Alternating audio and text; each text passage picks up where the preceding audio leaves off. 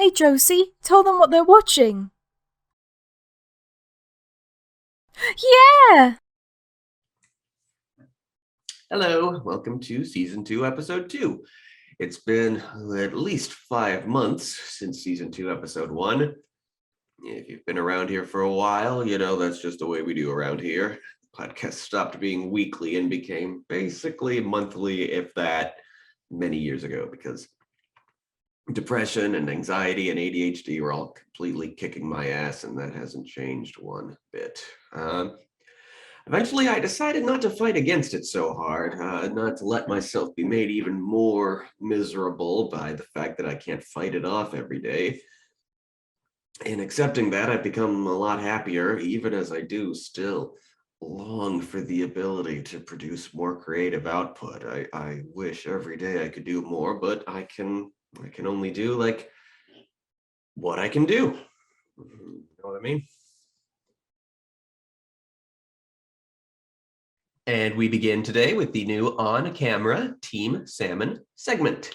Salmon! Hello. Salmon. Yeah, Nathalie came up with that jingle years ago. I was always, it was kind of bugged me at first, but it's grown on me. You know, I grew to miss it after a while. It wasn't that long ago. It was already in 2018. That was 3 years ago. That was a while, man. Well, I don't count the years I have lost due to this pandemic. Yeah, fair enough, but we're older now. I lost 2 years. I want my 2 years back. Thank you damn very right. much. You're damn right. Yeah. Yeah. Okay, well, so last time we did this segment, the guests were just my pets, and you know what? It's been like 5 months since the last podcast. I'm just gonna grab them. I want to show you how things have changed in that department. Yep. The kitties. So here's Marmalade. He's a big, handsome tiger now. Yep. She's sleek, and he's very sweet. He looks he looks very fluffy today. Like I want to pet him. One fluffy boy. Yes.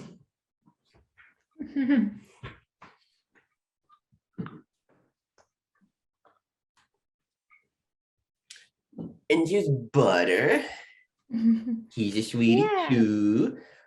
Oh yeah, when he feels for it. Yeah, and he's much smaller, and he's got the fluffy mane, and he's yellow, and he's got the round kidney eyes. I think he's like the mini lion, and Marmalade's the mini tiger. Yes. And he likes to chew my ears. Looks like he's not in the mood for snuggles right now. It never seems like he's in the mood of any snuggles. Oh well, you should see him when I'm just hanging around, not doing anything. He loves the snuggles. Yeah.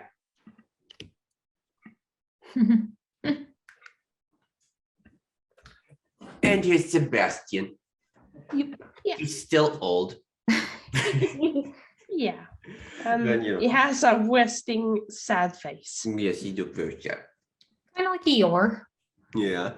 Yes, and he's a sweetie, and he's still old. You know, I'm just happy he's still alive. You know, at his age, you never know if he could survive a 5-month hiatus. You know. Yeah, he's still good, and he's very healthy, and he's been really good at the walkies lately, you know, like almost like he's getting into shape, so it's good. That's good. Yeah. He's a good boy. Yep. I think, yeah, I'm gonna bring him all the way back to the bed so he doesn't have to walk. Yep. Anyway, my guests today simply be my two TAPAS co-founders, my fiance Nathalie Jenfjord, and our very special friend McKenzie.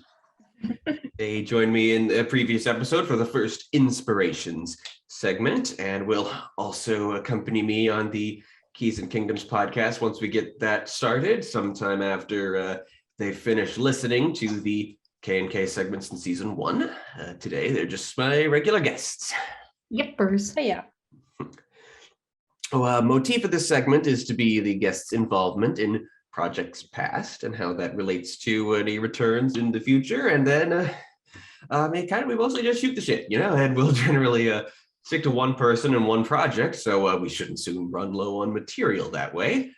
For now, we'll talk about the general creative role of Natty and Kenzie, and also myself. I'll be like my own guest on the segment today. We'll be talking about some of the stuff that I've done as well. The ceremonial cue for our Q&A segment, as always, comes from our one and only Knight tier patron, Sadie Allen, who not only designed the TAPAS logo, but is also the voice for the Josie bumper, which the dice tell me appears at the beginning of this particular episode. So she gets to ask the question for the Team Salmon segment, and we will get to her question once we reach the subject she asked about. We will be there in a moment. Watch it out. I'd like to start this segment with the familiar old story of how TAPAS got started. In March 2018, we started TAPAS. That's the story. Okay. Yeah. Nice. Okay. There's a couple of bits I'd like to do while we're here, or at least try. One is that old line about how it's impossible to lick your elbow. I figured out how to do it when I was young. I totally blew a guy's mind with it once, and he was like, "Oh, I'm never trying to trick somebody into that again." I fear I may soon lose the ability to age. I will be 30 this year. I lose flexibility every year. Let's see if I can do it.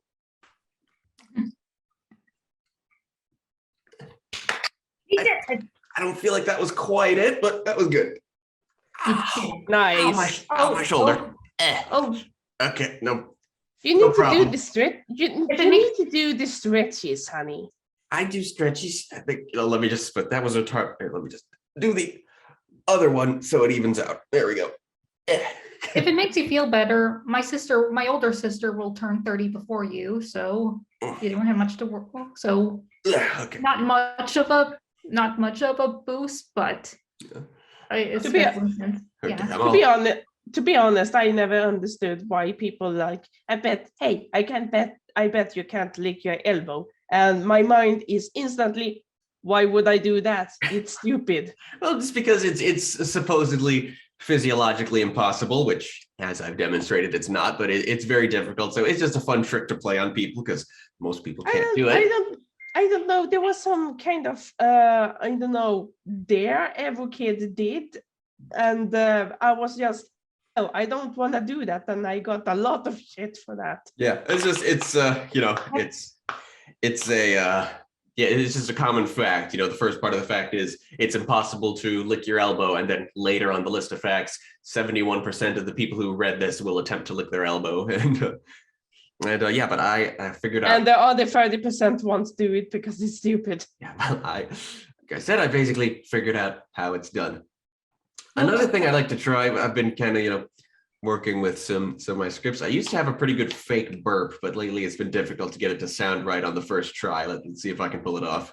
That wasn't it.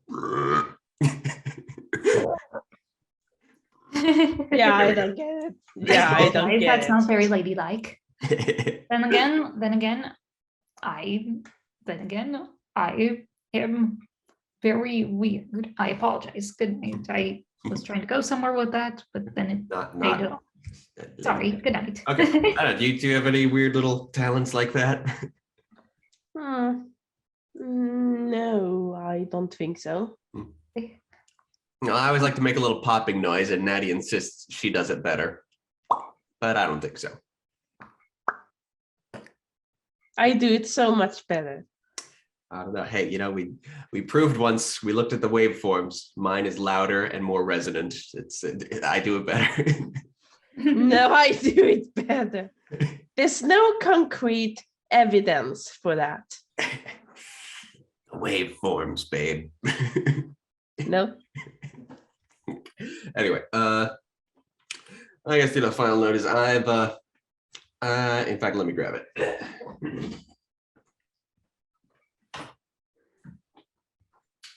Here's a little book, Ed Emberley's drawing book. I believe the author's best known for a book called, I think it's a Glad Monster, Sad Monster. he made this little drawing book back in the 70s about just using simple geometric shapes to draw just about anything.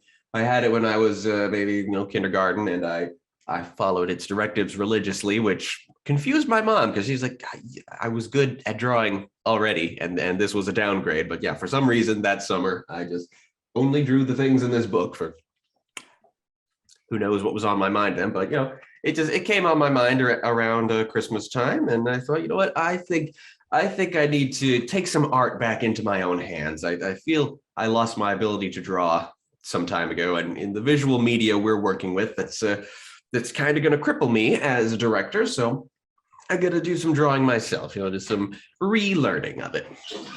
Yeah, just don't stress too much, about it. Sorry. No, I intend to try not to. Yes. I apologize. Hey, don't worry about it. You're good. Well, do we have anything more to say before I whip out the visual aids? Not really. Okay. Unless you want to know something about me, or I think we'll get to you once we have the visual aids up. no, I mean introductions, pronouns, and stuff like that. I have a habit to. Now let's scratch it out. We're back. So the Team Salmon segment, this will be our standard for visual aids for a while. I just make a little PowerPoint, and I stick our Zoom window over here in the corner, and we can even add video and sound in small snippets. So I'm sure this doesn't look fantastic, but we're working with what we've got. I'm not a spectacular video editor, and I can't afford one. So let's start with the TAPAS banner. We've shown this off a time or two. It features the logo, characters from 9 of our original ideas, and the slogan, "Where dreams are produced," which was that was Natty's idea. It's something she just put as a tagline on the TAPAS website when she designed that. I think it's pretty cool. Thank you.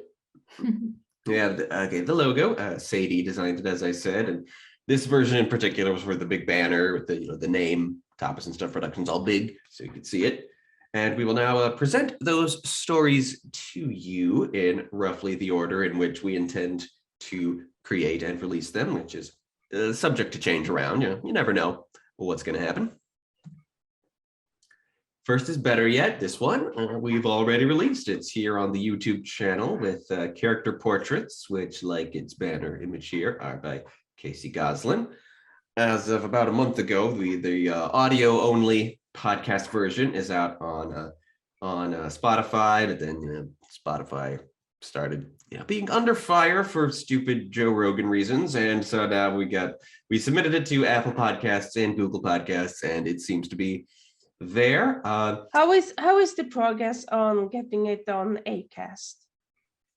Acast, well, Acast is just a place that's just like Anchor, which is where I first downloaded it. So Acast is for getting it onto Google and Apple and Spotify, which already done. All right. Okay, so yeah, that's it. So visit the TAPAS website, find the Better Yet page, and there are links to all 4 places you can listen to it now, just depending on what works best for you. Originally, I kind of like watching the YouTube version because, it's got portraits and transitions and things. And this project, it's not one of mine. It was created by Mason Ellison, who has joined me as a co-producer in a lot of the stuff we're working on still. Cool dude. It's an audio drama about coping with depression. It's very good. If you haven't listened to it yet, look into it. Kenzie says it made her cry very early on. Yeah, to be honest, I haven't exactly gotten to listen to the whole thing yet because I have a very hectic schedule. I'm still in community college, and they're basically trying to fix my future that was kind of messed up. Yeah, I got you. Also, I recently moved to a new place, so everything has been hectic. Peace. I will get to that. And I have actually gotten good feedback from a good friend of mine when it comes to this audio drama. That's right. They liked it very much. Yeah, good. And let's see. Yeah, I mean, I hope that you and your family can get into it. I'm still working on writing the captions, the English captions. I know that is helpful, but it's hard work. I'm gonna streamline that process somehow and just get it right, So yeah. Here we have characters of Keys and Kingdoms, the choices. Keys and Kingdoms, it's a whole fantasy universe we're working on. The choices will be a story told in that setting. Picture is the other of the two illustrations on the banner done by Casey Goslin.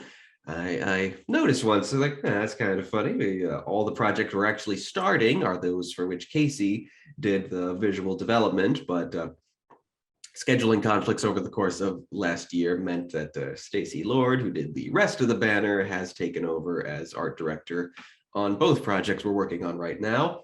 This one and Irregular Fantasy, which is not on the banner because it's not an original story.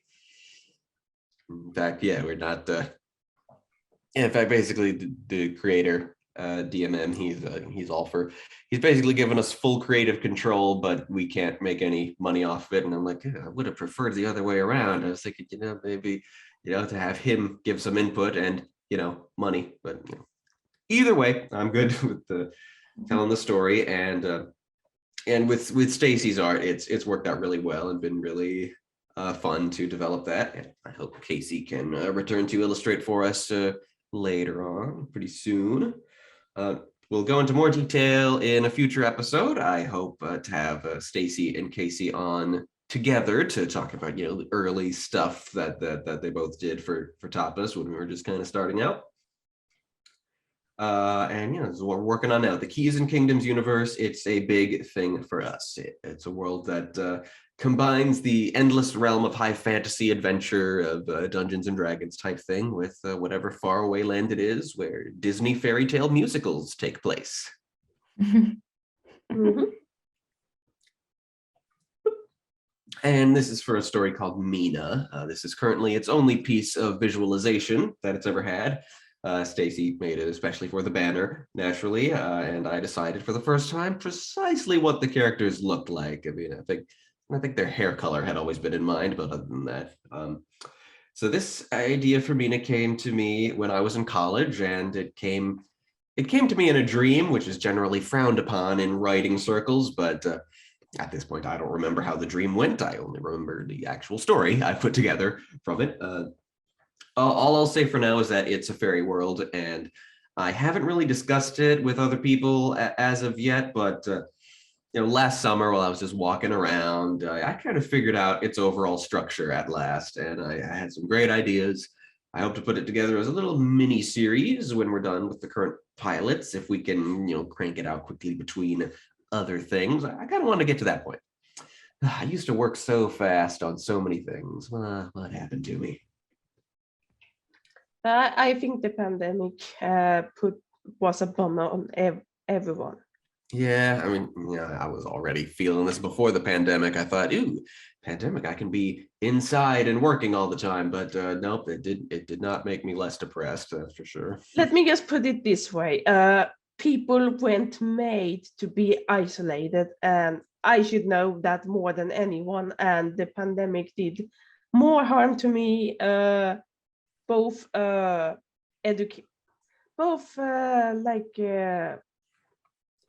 Educationally? Yes, that was the word. Forgive me, I'm contrast to both you and Kenzie. I am not a native English speaker. But yeah, educationally and artistically, I suffered. Yeah. 2020 just was honestly a worse year for me than 2021.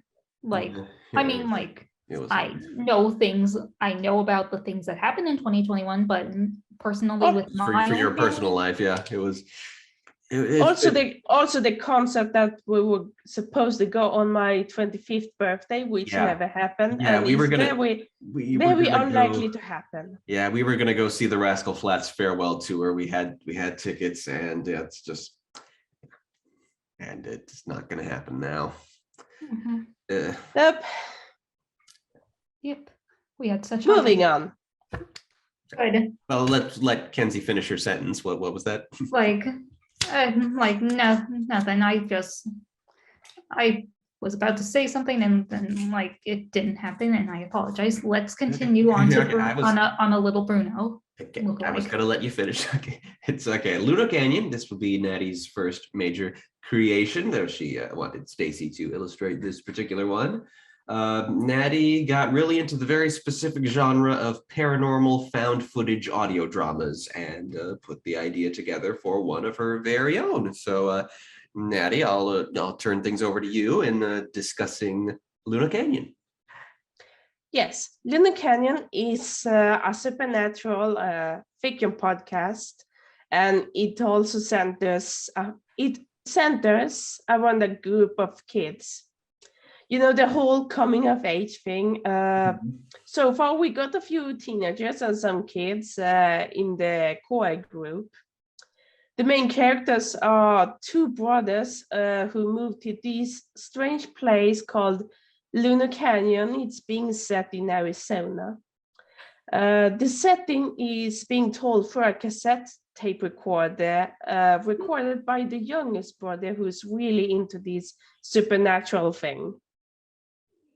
As I said, it touches on the supernatural elements and legends, but in a more modern sense, such as vampire has replacements for blood due to certain diseases during the 80s and 90s, and how supernatural beings have certain laws when it comes to interacting with humans. Yes. They have their own modern community. So I have hopes that Luna Canyon may have 5 seasons with exactly 13 episodes in each season. Nice. Luna Canyon is largely inspired by the cosmic horror podcast The Magnus Archives, which I'm still a huge fan of and followed it when it was still running. Yes, we three of us recently finished listening to the first season of that together. We weren't able to get into the second because Natty's connection in her new apartment isn't very good. She's using her mobile data to be with us on the segment today. So hopefully we will get around to. Yeah, it's gonna bite me back at some point, but I'm actually very good financially. Good. Tell us if you need help, you know? Yeah. I will do. I can't help you. I need financial help too, but I know. I can offer some. I can offer some, you know. We can be I can be emotional support, you know, likewise. But yeah, I hope we can listen to more Magnus Archives together in the future. Yeah. We have Spaced Out, another idea of Natty's, and this one she drew herself, while Stacy lined and colorized all of Natty's art for the banner. It's a wacky sitcom with significant science fiction themes. I hope to start it with like a 5-episode pilot miniseries and then expand it from there into like a full series. And Natty, tell us about the story. Right then. Spaced Out is an animated sitcom-style series that centers around 4 college-age guys and 1 alien girl who recently crash landed on Earth. The college lads take her in after a series of bickerings and are increasingly paranoid about the US government and possible enemies of the alien girl's home planet. Very cool. So, Sage just told, I planned out 5 episodes just to test the waters and see if it's something people might see more of. And as part of future merge, I also designed a board game from the universe, and it's called DNB. it's actually original. It was actually originally a leisure school project, which I choose to develop into something bigger. Cool. Glad you brought that up. Also, take it the lesson: if you create something creative in school, you can reuse it to your own original stuff. Absolutely, yeah. That's why. Yeah, that's why there's a fan fiction segment on this podcast. You know, I look through just old stuff I wrote in the past, and I think, ooh, I can pluck that for an original story, and that sucked, so not that, but maybe this. Okay, so. Mm-hmm. Yeah, and I like a little. Yeah, I'm looking forward to this one because, you know, of all Natty's creations, the girl Miwa here just seems to be the one who's the most natty. You know. Really, thanks. Yeah, and her AI there, is it Rabel or Rabble? Yes, Wable. Rabel, okay. Wable is actually inspired from the Swedish slang word rabbel, which actually means talk a lot. I see. Yeah. Yeah. So kind of like. So it's kind of a wordplay. I got you. Yeah. So yeah, he's a little AI, and I'm thinking, okay, so stuffy little protective AI. And she asked me, like, kind of like what a mental voice match should be, and I'm like, how about David Hyde Pierce? And she looked up some of his performance. He's like, oh, that's perfect. And then later on, I got to thinking, hey, can I be Rabel? Because I was David Hyde Pierce's character when I did spam a lot. Yeah, I think it'd be lots of fun. Boy, oh boy, I can't tell you how long I intended this to be my first project. Over 10 years for sure, but things have changed and more special things have taken precedence. But this is Some Sweet Kind of Vampire. Some time ago, I just kind of on a whim commissioned Stacy to, you know, draw all the characters from that show, and I loved the results. It was amazing to finally see all these characters who had been in my head for like 10 years come fully to life. And we'll get to that gallery of images in the Stacy episode. And when I first conceived the story, you know, paranormal romance was big, and it was generally very melodramatic. And what I thought was that a lighthearted, cute, and heartwarming sitcom take on the genre would be an interesting idea, a shoujo version, if you will, and it's kind of gender flipping as well, because I mean, most paranormal romance stories are a human girl and a paranormal guy, and those where they're both the same gender are pretty popular as well. Nice. But I wouldn't say the human guy and paranormal gal version is rare or anything, but it's what I went with. I thought I could offer the best commentary on the genre that way. And let's see. Natty's been describing the actual plots of hers, so I gotta ad lib that. Is this college guy, and he's really boring. And he's got this cute and bubbly new roommate who, as it turns out, has been a vampire since the 1950s. And she really likes him, and she just kind of wants to pick him apart and pick his brain. And then she likes him a lot. And they just deal with that. And then they've got, you know, a lot of friends. It's a big ensemble cast. And it's very adorable, I think. And yeah, and, you know, over the past 10 years, I have, excised the unhealthy parts that were directly inspired by Twilight, you know, because I was young. I was young and gotten better. Oddly enough, Stephanie Meyer did do a gender bent Twilight with like the whole life and death thing. That's true, yeah. Yeah, unfortunately, like I said, I'm not leaning too hard into the gender flipping aspect, but yes, that's very true. I hope you I'm excited, like, you know, for that aspect, simply because like just, you know, not the Twilight aspect, but just like, you know, the idea of deconstructing like the whole boring main lead. Yeah, that's what main human lead. That was something I was intending to examine more. Yeah, kind of him being the blank slate and just why that appeals to her. Yeah. Okay. Yeah. And Iris is sort of the shonen to Some Sweet Kind of Vampire's shoujo, the dystopian future trend that replaced the paranormal romance trend in young adult literature 10 years or so ago. And so, yeah, Iris and Some Sweet Kind of Vampire were originally going to be the two sister series that really launched the TAPAS brand, but now doing them later, if at all. And yeah, what we're working on is Keys and Kingdoms and a regular fantasy, putting that out, the D&D type stuff.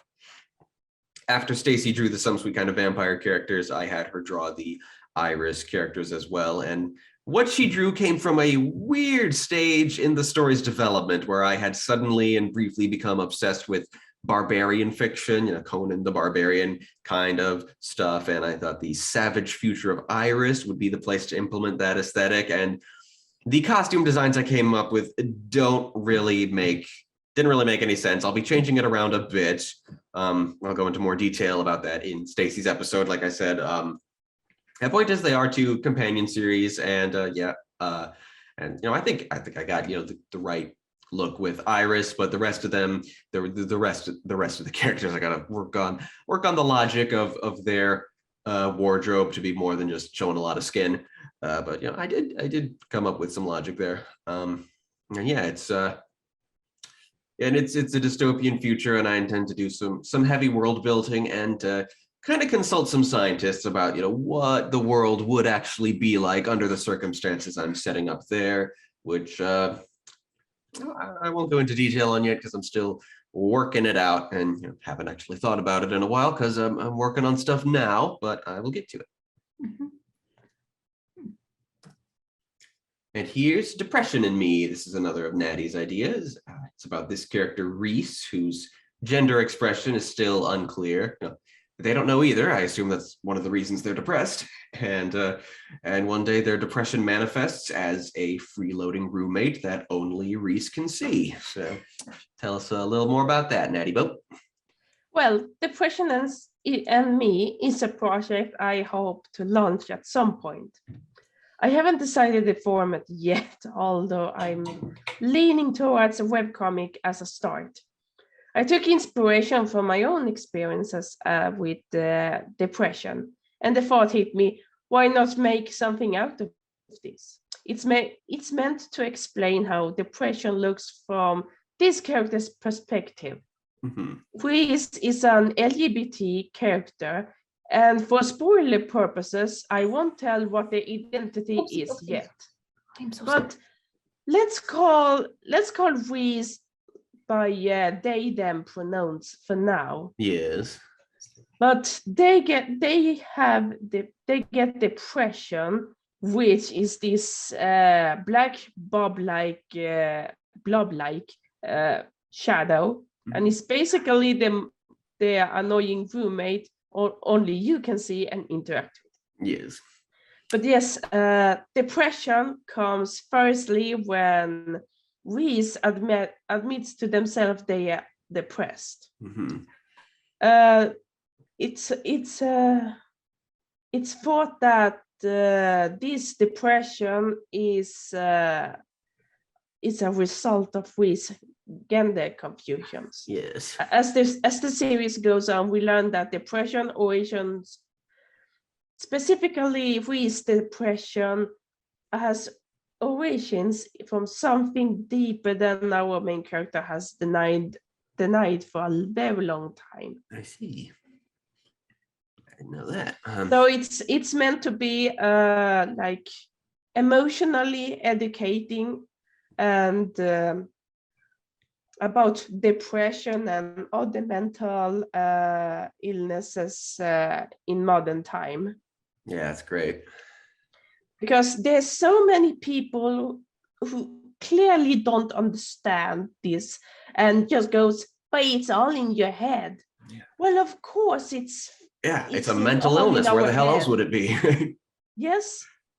The thing is, it's also going to be very critical of the society and their views of bad mental health, because if it's something physical, they admit something is seriously wrong. Mm-hmm. But if it's something mentally, they easy to just dismiss it like nothing. Yeah. Like you wouldn't you wouldn't tell someone with liver damage to just take a jog and get over it. The brain's an organ just like the liver, and it can be damaged. Yes. and it needs real help. Also, the brain is still an enigma, even for scientists today. Yeah, but enough to know that an ADHD brain is quite different from a regular brain, I guess, which is the wrong word to say, but anyway, I will say about so yeah, I'm glad you mentioned, I had forgotten about that, the educational aspect of it, about what it's all about. Way I pictured it, as the way we've been picturing most of these is as motion comics, where we have full voice acting and music, but not really animation, just kind of comic panels basically. And the way I pictured Depression in Me was that it would be like that, but that it would be short episodes, like about 5 minutes instead of like the 10 to 20 minutes of most of the stories we're talking about. If that works, we'll see how Natty calls it in the end. Yeah, we'll see. And just then, like I said, the Depression being a freeloading roommate, I was attracted to that concept, and I assume it's supposed to be kind of a comedy in that sense, right? Oh yeah, it's definitely they have big elements of comedy. And finally, we have Page Turners, co-creation of Natty and myself. The banner version being a digitized and colorized version of Natty's original art for this character. It's fitting that Page Turners is the last one on the list for our question of the day. It was Sadie's question to want to know more about the origins and inspirations behind Page Turners. So we will hopefully go more into depth with that than we have been about all the others. We've been talking about the others a bit longer than I intended, but hopefully we get some good time in for Page Turners, because it is our cue. Yes. Okay, so here's Natty's original sketches of the Page Turners characters. The characters were largely her idea, and I'm pretty sure, Natty, you did this logo, right?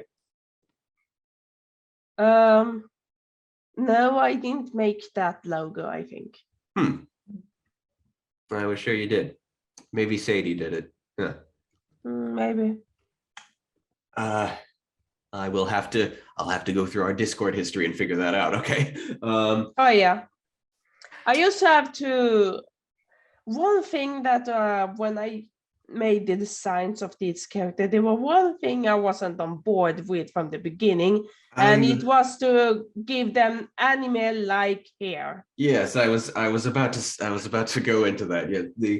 Okay, so this idea is more recent than many of the others. It came in 2017. It started with gosh, I used to watch a ton of shows. I don't do that anymore either. Where did I find the time? It started with Smile Pretty Cure, which is part of the long-running Pretty Cure Magical Girl franchise, which is a popular series in Japan, but doesn't usually make its way to America. One exception being the season Smile, which had a Netflix dub called Glitter Force, which it came out in 2017, but it westernized the show in a way that you hadn't seen with anime for many, many years. So that was not exactly good, but unusual, a novelty, I guess. But the show had a focus on fairy tales. That fairy tale villains relied a lot on the characters being enthusiasts of fairy tale tropes and archetypes, and that is why, like Pretty Cure Magical Girls, the main characters have brightly colored hair, which was something Natty is apparently still not entirely on board with. No, I'm still very against it, because one of the purposes I wanted with Page Turners was to create some diversity, and this is really not helping. I mean, they're still different ethnicities. They just have bright hair. Well, this might work in like Japan, but definitely not what I had in mind. Okay, I mean, I get what you're saying, but they are still ethnically diverse as they were before. They're not. They just have diverse hair now too. How are they not ethnically diverse now, Natty? Because I don't think so. They're still Japanese and Jewish and Latino. They just are. Most like you can really shit on me for this, but most Latinos don't have dark red hair naturally. Peppa. Yeah, But it's ginger. What? Well, okay, yeah, it's. I get really tired of no one understands colors the way I do.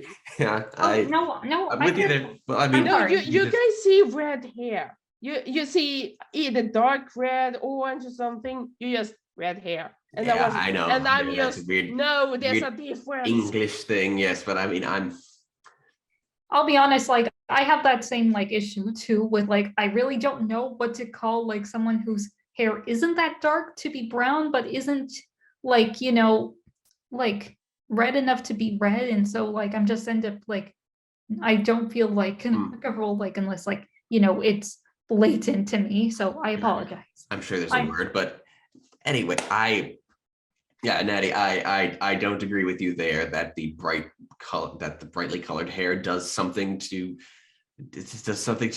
hurt their ethnic diversity. That makes no sense. You have a question, Kenzie? Well, I'm just like saying like on the show Revolutionary Girl Utena, there are two characters with purple hair, like that being like Akio Otori and Anthy Himamiya. They look Indian, but but either way, they still have purple hair, but like dark skin. Yeah, Like, exactly. It's not a problem. They never expressively say that they are Indian. That's just more of like how what I assume based on the fact that Anthy has like that red dot on her forehead. I forgot what it's called, and I apologize to everyone. I want to say it's called a bindi, but Bindi, that's what it is. Thank you. Okay, yeah. Sorry, just Anyway, like I said, it is still a diverse cast, and I don't know what you're talking about. and who knows? Like the hair color might change like in the final production. So don't count on it. Okay, but okay. Okay. It's still too anime-esque, and if we were going to make an anime, we could at least make it like so No, I won't go too much into this because it will transport into a rant, and it's the last thing we need on this podcast. I mean, we kind of meant to go in depth. We kind of meant to go in depth on this. I mean, I'm sorry if it's unpleasant to watch us kind of fighting-ish right now, but it's well, long story short, I'm still not on board on this, and I'm still very critical of it. Okay, well, it's supposed to be like an anime, so. Set right in a fictional rural town set in Illinois, right? An anime can take place anywhere. Yeah. I'm sorry, I'm just not seeing your logic there, babe. Because I don't see any logic with this. Okay, sorry. I'm just gonna. Okay. Or maybe I'm taking it too strongly because I imagine something completely different. That is very fair, and yeah, we could definitely. And then you said, no, we're going to have crazy hair colors, and that kind of killed my mood for it. Okay, well, we can discuss the vision, but I mean, my point still stands that the inspiration behind the whole thing was Glitter Force. I am prepared. Let me pull something up here. Yeah, and I don't even like Glitter Force. It's okay. Most people don't. At least I don't think so. You do. Maybe they do. I don't know. This is what I was going for. This was God. This is how Page Turners was born. Okay, you were not. If you weren't picturing this, you were picturing the original pitch of Page Turners wrong. Okay. Hey, we can discuss it. It is our collective vision. I don't see how the hair affects the plot we were after, but okay, may I proceed with my notes? Right. Okay. Glitter Force was my first exposure to the magical girl formula. I didn't really grow up on Sailor Moon or anything, but I did later that year see Sailor Moon Abridged, which was like, okay, I like the formula. I got it down. Always some mundane problem that starts off the episode. Then the bad guys attack, very formulaic battle tactics and escalations, and then briefly back to normal. Basically, it's Power Rangers for girls, and in Pretty Cure's case, that's up to and including every season, in fact, being a totally different series. So yeah, that was half of it. The entire original premise was that it's basically a fairy tale themed magical girl anime, was what I was aiming for. And at the time, like I said, I was able to kill a lot of time on streaming services. I just can't focus like that anymore. And I was thinking of how to westernize that whole formula I'd been pondering with the fairy tale feel. I like fairy tales a lot. And my mind from there went to Power Rangers, already a westernized product made from something Japanese. It was a 90s live action TV show for kids. And I thought back to a number of those. There's not really anything like those anymore. To my knowledge, live action American TV for kids is all sitcoms nowadays, but Yeah. in skimming streaming services, I found the Canadian show My Babysitter's a Vampire and the Australian show H2O Just Add Water, which is about mermaids. And I saw those series in their entirety. And they're recent enough, but have the high concept of a lot of older kids shows. So while ultimately page turners will be, will look like this, like Natty's art here, and have kind of the hopefully, was my intention for it to have the anime aesthetic, but the 80s and 90s kid power feel was very influential. And of course, the magical girl shows have those cute little tiny sidekicks like the cats and the stuffed animals. I came up with some little pixie characters to serve that function, and I still don't have an ensemble of villains, just the one villain, but I did get to implement an idea I had a while back of a character called Don Oberon, the fairy godfather. He's a fairy, and he's also a mafia guy. He's the fairy godfather. The premise I had for their weekly shenanigans was an overarching story centered on a magic book, which contains all the fairy tales and folk tales from across the world. The book is corrupted by evil. Every week, one of the kids has some personal problem, and one of the stories in the book comes to life in their town, and it's a grim, dark version of the story. And they have to defeat it by, learning their moral lesson that the problem introduced, and the characters from the book become a pretty Disney-fied interpretation of the fairy tale before returning to the world of the book. And that one page among the thousands of pages that the book magically has turns from evil back to good. And meanwhile, there's a villain who wants to gain control of the book and raise an army out of it while it's still corrupted. And that's why it's called Page Turners, because every episode a page turns from evil to good. And so, I mentioned this whole concept to Natty offhandedly while it was still something I was just musing about, and she really latched onto it. And from there, the 5 main characters were largely her creation. So can we discuss this? Are you mad at me? All right, let's discuss this. Yeah, the characters were largely your idea. Oh yeah.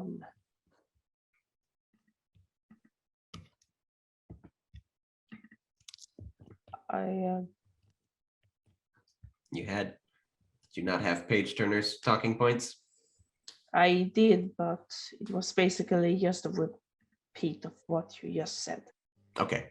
Well, I remember the characters. I know.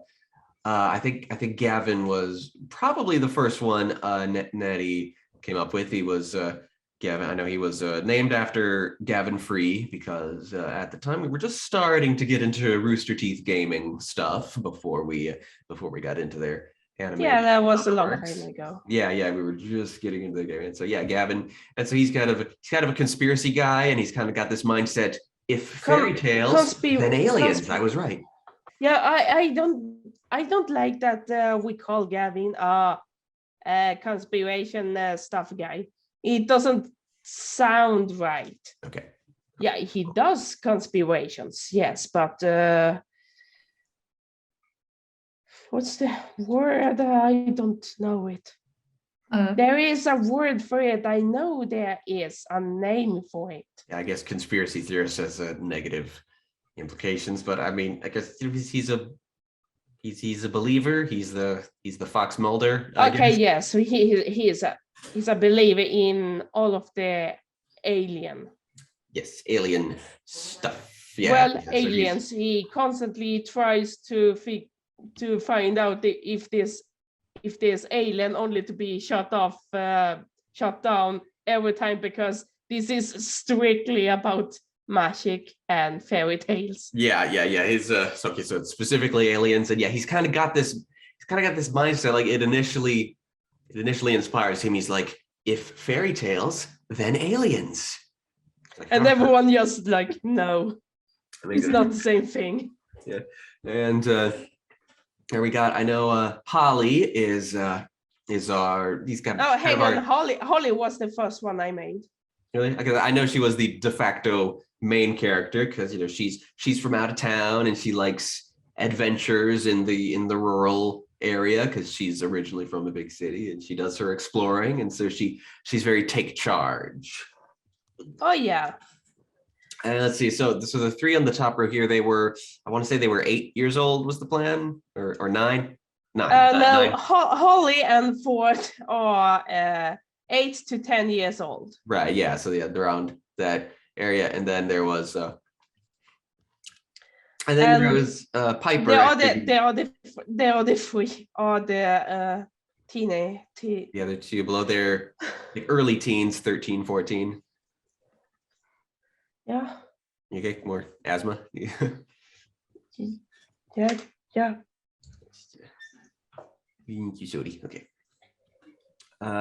Okay, and then Piper was she's kind of meant to be like the sort of the popular standoffish girl in Holly and Gavin's class, who's just originally she's in on this whole page turner thing because she was there, and she really doesn't want to be a part of this, but she keeps getting dragged into it, and and eventually she proves herself. She proves that they do keep her around for good reasons. But yeah. Mm-hmm. And the other two, Lucy and Kenji, like I said, they're about 13, 14, and Lucy her idea is that she's the weeb, and she sees the world in anime tropes. Yeah. And Kenji is Gavin's older brother, and he's the kind of guy who is just too cool for anything fun, Well, he's only there because he wants to make sure that his stupid brother doesn't get himself like stuck in a well or something. Yeah. Because I haven't discussed this yet, but Gavin is accident prone, which is why his older brother Kenji is a bit paranoid about that. Doesn't Gavin like try inventing little gadgets and stuff too? Like, was that? Oh yeah, he tried to make a grappling hook out of a hairdryer. Grappling hook. Oh yeah.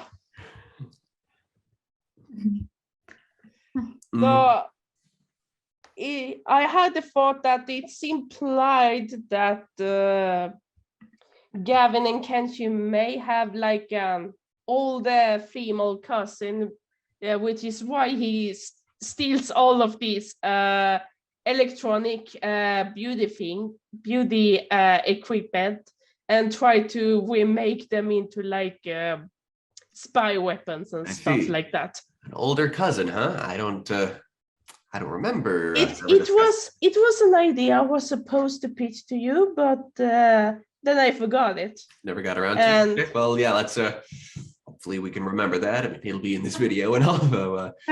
And yeah, Kenji, I figured, so yeah, he's just this brooding, dark, edgy guy, and Lucy kind of fetishizes him because she's into anime, and he's this dark, broody, actual Japanese kid.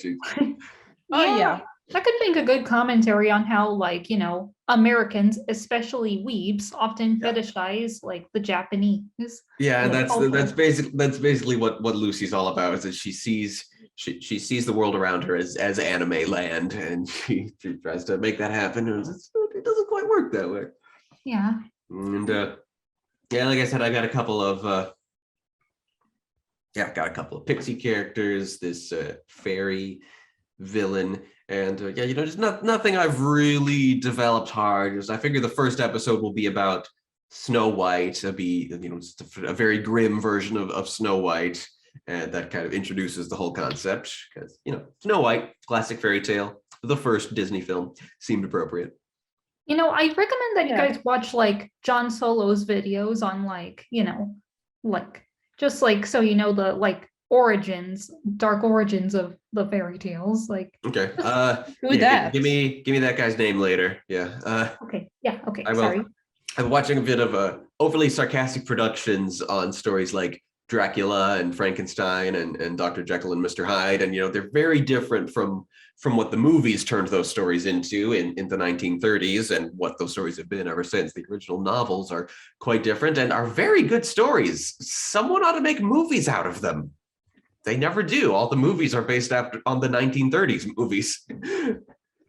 And so that'll be something we do. Is kind of hopefully something we can do with the page turners premise is take those characters and present what their story was originally about. And hopefully it'll be the kind of story that inspires people to look up these real original manuscripts and find out find out that the truth is somewhere between the grim version that serves as the villain at the beginning of each episode and the very pretty version, kind of the Hollywood version that comes out at the end when they have cured that page. Because this does have the trappings of a kid's show, but all the same, I don't want to pull my punches with how grim the fairy tale characters can be. And it always feels like a pun when you use the word grim in relation to fairy tales, because that was the guy's names who wrote them all down. Yeah, I got it. Yeah, I'm saying the pun was unintentional.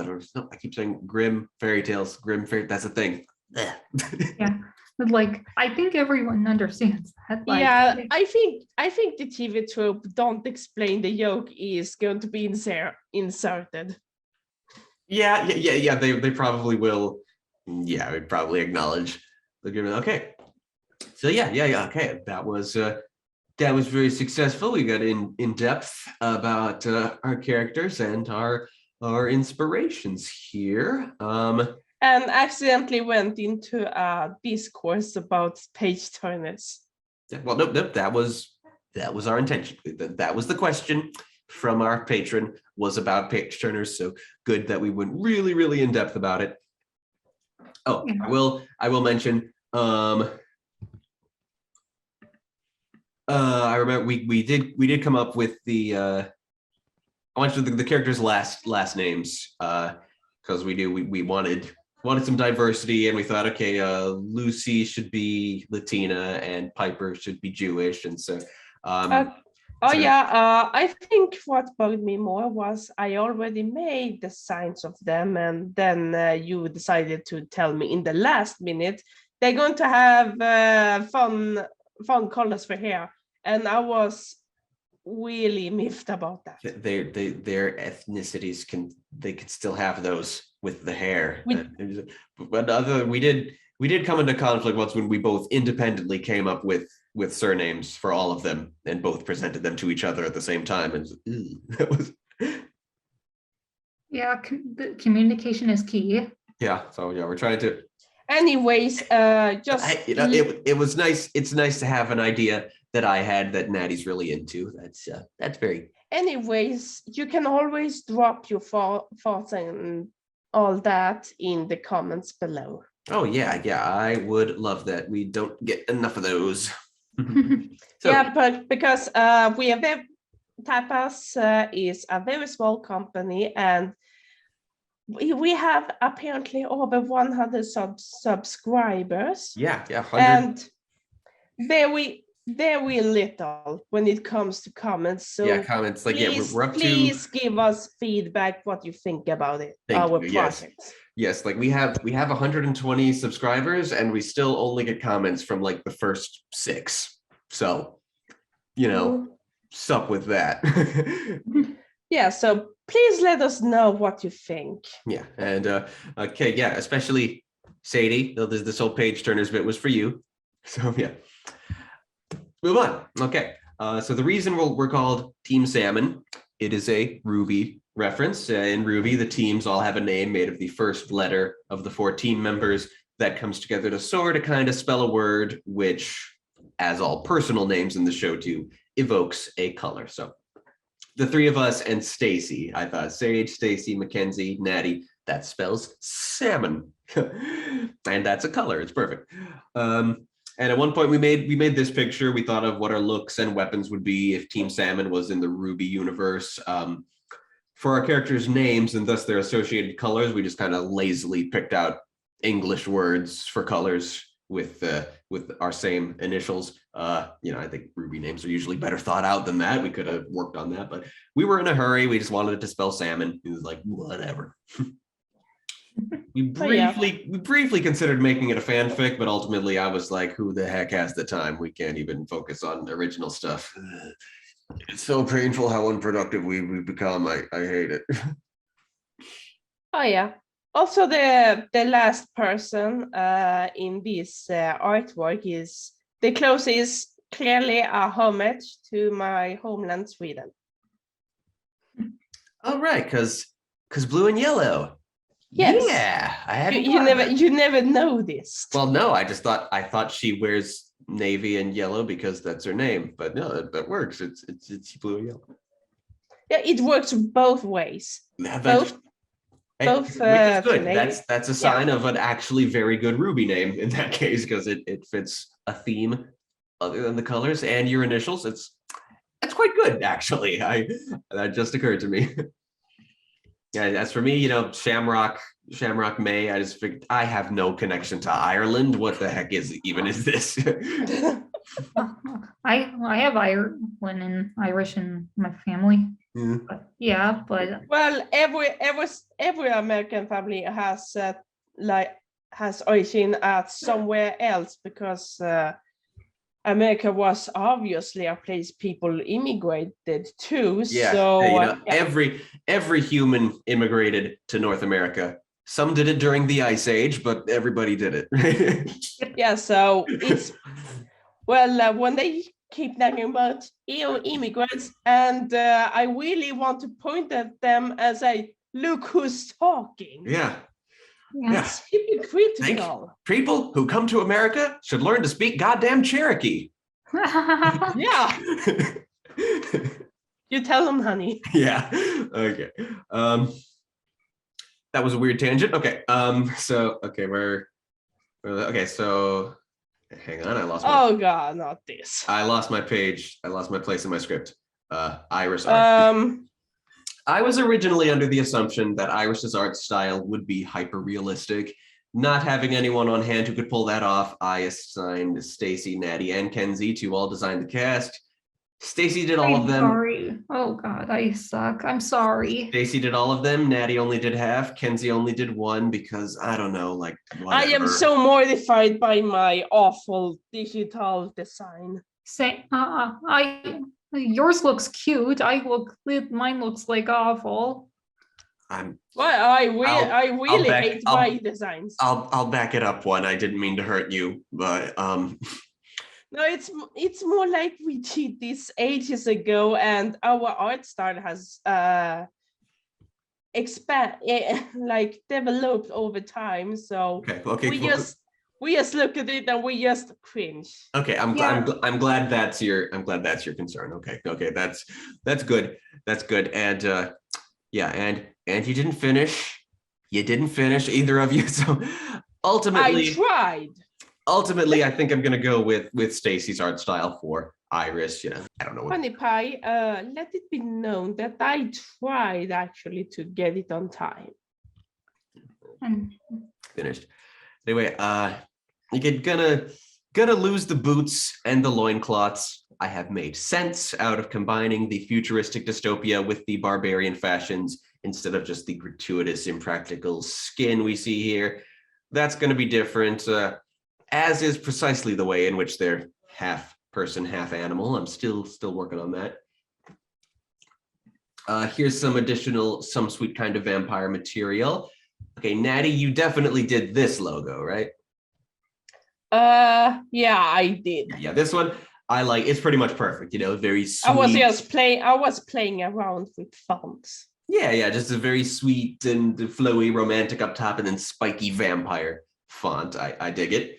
And down here, I don't know if it's readable in this video. It's just there to be something to talk about. It's a poem Natty wrote for me on my birthday one year, and I rewrote it to actually rhyme, and I hope one day it's set to music and becomes the Some Sweet Kind of Vampire theme song. Oh yeah, I'm not much of a songwriter. Yeah, you do okay sometimes. Yeah. And here's some current TAPAS stuff that these two be doing. Storyboards for the Keys and Kingdoms pilot. And work on developing that. Isaac just sent me all the audio we've been working with. So I'm gonna go looking through that and gonna redo the storyboards in my own way. I got a lot of production pipeline stuff to do. And I'm still struggling with just getting through the last Little Mermaid episode so I can get to the best of phase 1 video. I'm still struggling with those things. But yeah, storyboards that these two did. Gonna work on developing that. Here's some stuff they did just last week, I think. Concept art for background townspeople in a regular fantasy. Natty's looks great and adorable, as usual. Yes, it certainly does. Oh, yeah, Natty, thanks. Natty, don't ever knock your style. It's really cute. Yeah. And I just wish that I could be better on anatomy. All right. Maybe I don't I see should. any issues. I think you think. Maybe I should take a class or something. Yeah. Oh, I'm taking a figure drawing class. I don't know if you'd be comfortable drawing naked men and like their dicks. Yes, they're just hanging around. Yeah, but that's how you figure out how to draw people, and then you drape the clothes on them. And Kenzie, let it be said, you were all complimenting Natty here. Yours is serviceable. There's nothing wrong with yours. That sounds like faint praise, I know, but I know. It's okay. I get it. I get it. I'm being honest and sincere, and I'm telling you, you have nothing to fear as far as your utility around here. Thanks. Sorry. And I think we'd like to. I think in this segment we should always dip into some non-TAPAS stuff. Here's Natty made this comic recently. Apparently, it's a reenactment of a gaming moment she had with Rusty Quill's Mike. Let me explain. It's actually loosely based on a short made by Mikey Scamp. Mikey Scamp also, that's his handle. His Mike LeBeau is a member of Rusty Quill, and he makers of the aforementioned Magnus Archives that Natty's into. Oh yeah. So I am. How do I put this? He streams on Twitch and is very close to his community, which I'm part of. So every Tuesday, he plays Destiny 2 with fellow member from Rusty Quill, Frank, non-binary person. Sometimes we, the community, also joins him on playing Destiny. Depends on who comes first. So this is loosely based on a YouTube short he made about. I highly recommend I post the link. We're gonna post the link in the description below in case you're interested. But basically, this comment is mostly about a gun he's using in the game Destiny 2, and he doesn't remember what the gun is called, so he's just this one. What gun? This one. And here's you. It looks like you're charging the boss there. The whole thing in the background. The whole thing in the background is just comedy relief. Yep. You.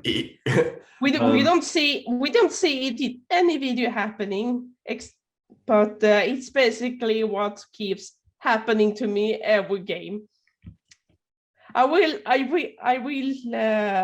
always lose because I'm dumb enough with big ambitions to take on the big boss myself.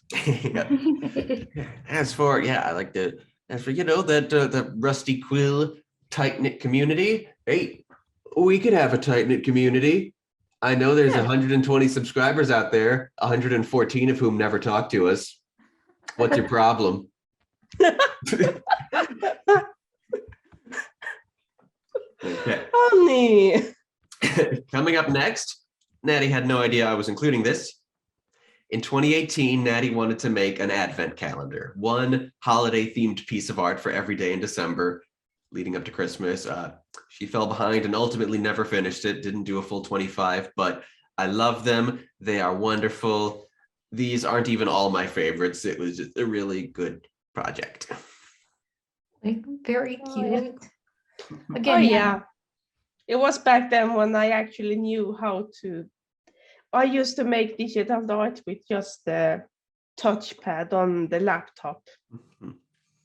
This touchpad on my current laptop had a different texture, which kind of messed up for me to actually draw. So I was never able to do it again. Well, you did. I mean, you did really good with that limitation. You know, if we could get you a real drawing pad, it'll be a force. It's still one of my biggest ambitions to get a big hacking drawing pad so I can make so much art. No one would be safe from me. Fantastic. Yeah. And here we got a little something of Kenzie's. This is from a project she and Natty were doing together. A project that is currently on hiatus due to conflict in schedule. Yeah, I mean, I figured it's been I still like 5 years now since you've been working on it. But well, I still keep the box around, like that I titled. Yeah, the ask box is still open. We are just currently on hiatus. Good. Oh no, yeah, I meant like a literal box. A literal box that I have. Yeah. So it's I think, I mean, they were working on this, even. Do you mean metaphorically or? No, I think she has an actual box with art in it. Yeah. Yeah. Oh, okay. I apologize.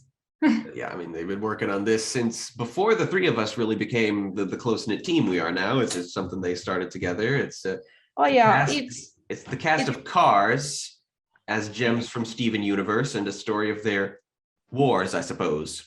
It's an alternative universe. Yeah, where there are male gems like that aren't half-breeds. Yeah. But the diamonds are still women. Okay. And it's Car Wars. Dun, dun, dun, dun, dun, dun. No. Not Car Wars. Okay. No. And to see. But yeah, there is male gems. They not just held in very high places. Gotcha. Yeah. To see more from all of us, I've got our DeviantArt profiles listed here. Kenzie is Pixar Girl, Natty is Lunan, and I am Truly Mad Moves. That'll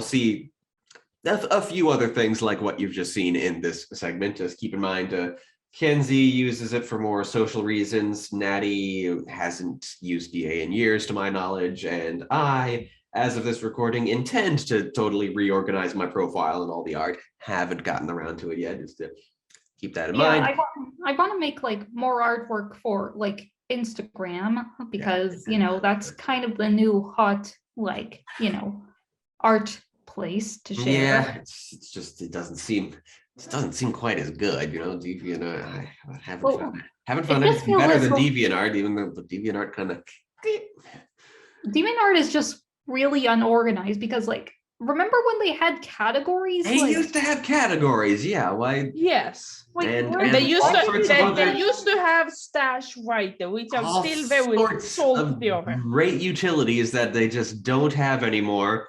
So I think they were trying to be like Instagram, but they're not doing a good job. They really are. They trying to be a social media platform like Instagram or Facebook, but they are failing, and it has actually still a better place. Still a better place to share art than Instagram. So honestly, because it's nothing better. In all honesty, I have every intention to abandon my DeviantArt in everything except formally, because I still have a friend in DeviantArt who doesn't have social media anywhere else. Mm-hmm. But I am not active on DeviantArt, and it's very unlikely you will get a response from me there. Yeah, but you can see your stuff like the rest of that advent calendar, and yes, among other things. I mean, I'm gonna put more stuff there, like all the character renders that Stacy's been doing, all the components of the banner as well, because I know just DeviantArt, there's just no. Because I mean, it's lost a lot of its utility, but as far as a place to share really good images of artwork, there's nothing better to my knowledge. Yeah, like Instagram mainly works as a mobile thing, you just rather look at than it, and it's not very high definition, and you can't make a copy of it and then really look at it. I mean, you could, but it's more about right clicking or screenshotting, Yeah, you gotta screenshot an Instagram post to put it somewhere. Anyway, finally, here's some of the writing we've been doing lately. Natty helped me finish the pilot for a regular fantasy. We just finished that. In 3 weeks, we're going to do a read through with the cast, which we will record, but you won't see until after the pilot's finished. So that's gonna an eternity. Yep. But, yeah. Hopefully DDM. Hopefully DMM. Hopefully DMM will see and have thoughts, I mean, I would hope so. Yeah, I'd like to get some of his thoughts. I wouldn't want him to be totally hands off, but anyway, over here in this column, we just have the intended writer and director credits for the first season of Keys and Kingdoms, and we need to move forward. I'm so depressed about how not forward we've been moving every day. And okay, we're back here. And let's see. I think I did have more. I did have more script for after. Did I? No, not really. Okay. In conclusion, me and my two partners here, we'll be doing more writing and directing tasks if we continue to produce the stuff we're working on now. So, anybody got more to talk about? I'm well, I could take the time to explain more in detail who I am on the social media, because you're not going to find anything much if you just type in Nathalie Jenfjord. Okay. Yeah, I will. Yeah. So I'll flash that on the screen at the end here. All our there's a bunch of links to us on the TAPAS website. Sorry. Right. Sorry. So I'm not going to introduce talk about myself, will I? Yeah, because I just don't think saying links to find us is helpful. And then okay, I'm gonna make it shorter. You can find me on social media, Instagram, Twitter, or even Twitch as Pukeli. That's my handle. yes, Pukeli. Pukeli95. Or just Pukeli. Yes, yeah. So. Or just Pukeli. You will find me. That's I right. also write fanfiction on my spare time if you're curious. And, okay, done. Also my pronouns are he, she, them. Yes, gotta takes it in thirds. Depends on the day. Have never informed us of a time when they're not she, but it's because I haven't found any pin buttons I can wear yet. Yeah, that'd be a little badge to wear every day. That'd be nice and helpful. Yeah, because it gets tiring to just say what I feel today. Yeah, I got you. Most of these days I have gotten more comfortable with they, them, because I wake up in the morning and you just feel like, am I a she, am I a he? And you just, no, I'm in the middle. It's yeah, good. Yeah, I hope you get little badges, little pins for that. Sounds helpful.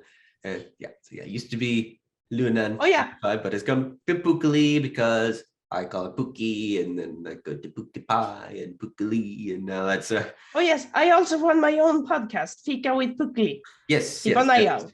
Yep, and yeah, you can find all that on the people section of the TAPAS website. I've got pretty good links. I have not updated the bios of anyone outside of Team Salmon, but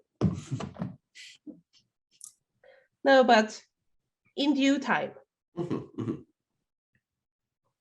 In due time.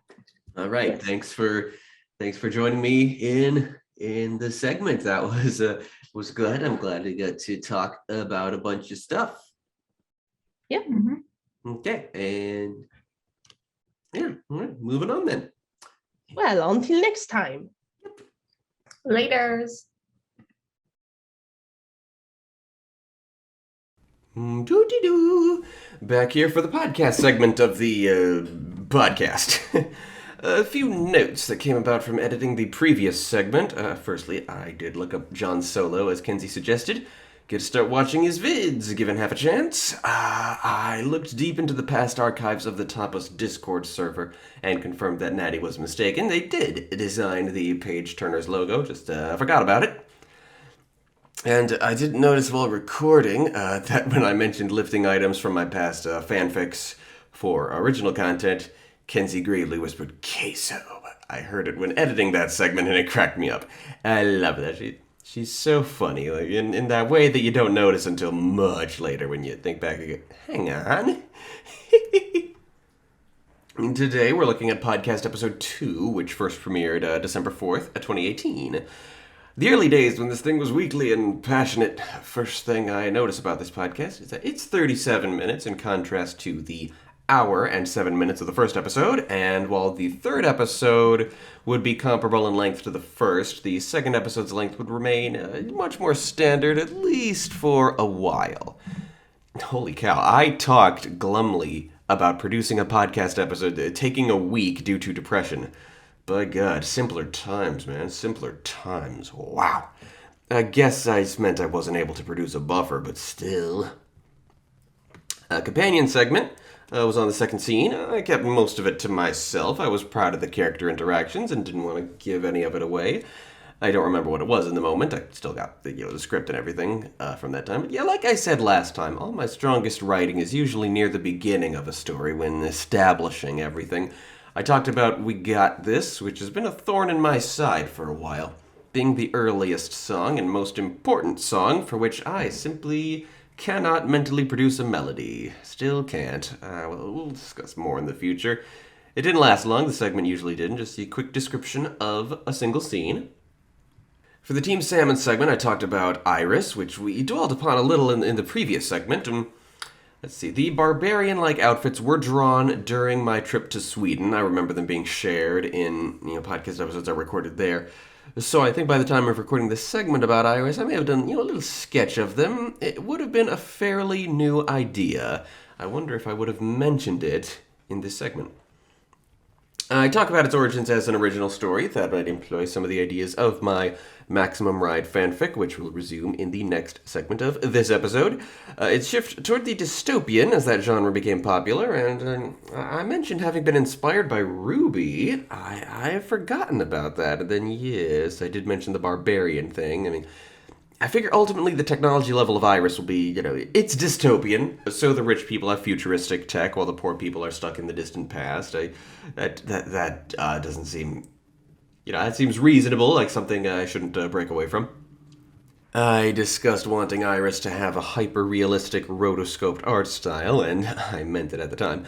But as I believe I discussed in the previous segment, I ended up enjoying Stacy's style and thinking it worked really well. To this day, I'm still seeking the identity of Iris as a story and world.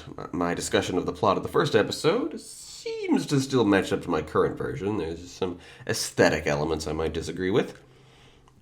Then I went into the Droon segment. Here I decided to do Droon third and save the Keys and Kingdom segment for last.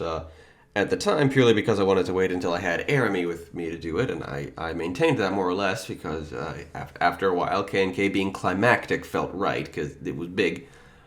We did Book 2, Journey to the Volcano Palace. I'll just listen, I guess. Introduction of Lumpies and accusation of Tony smoking something. Definitely gotta remember the smoking something gag for the Droon vlogs. This is exciting, actually. I didn't even know at the time what kind of Droon world building I'd start imagining in the future, and like ironclad continuity well above that of the books. I was still imagining a live-action adaptation at the time. Not got that as an ambition anymore, but I still want it to be something really big and really cool. And then when the Keys and Kingdom segment started, I turned up the gain on my microphone so you didn't have to listen to the podcast with the volume on full blast anymore. I had Arami with me, and we did our first movie review, naturally, of the first Disney feature, Snow White.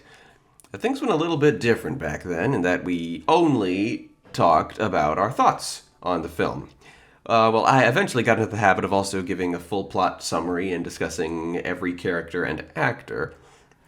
And while I always talked about behind-the-scenes details as they came to me, I made those a bigger priority later on, too. Did I ever make a decision about what kind of creature the spirit of the magic mirror is? That was the very first idea I ever discussed in the entire movie viewing project, and I don't think I ever really figured it out. We had a tangent about gel pens. That's kind of... because it was an early TAPAS meme. It did come back a few times. About how the dazzling water effects in the very earliest Disney films could have been done. And Arami wasn't actually able to stick around for the whole segment, but retroactively, it was off to a strange start where I only spotlighted the moments that gave me thoughts on either the production of the film or the creation of the RPG, instead of really researching and discussing the entire film and thinking in depth. Another weird moment, I lamented having to finish the segment alone. Ultimately, I did a lot of Season 1 alone. A big goal in Phase 2 is for me to work alone less. Not work alone so much, no more. And I made what was probably my earliest call about the universe, based on watching a Disney film, the decision that dwarves in the K&K universe are small enough in stature to ride deer, as the dwarfs do at the climax of the film. I also suggested magic being very hard to come by, which is not something we can stick with for the most part. I don't think that works in an RPG. And I mentioned for the first time that the K&K world features the Greek, Norse, and Egyptian pantheons, an idea which was nascent at the time, just starting to be a thing, but we've been developing quite substantially. And I ended the episode rather abruptly and awkwardly, but this was a lot of fun. A nice trip down memory lane, especially listening to the first Disney movie watching segment. That was really awesome.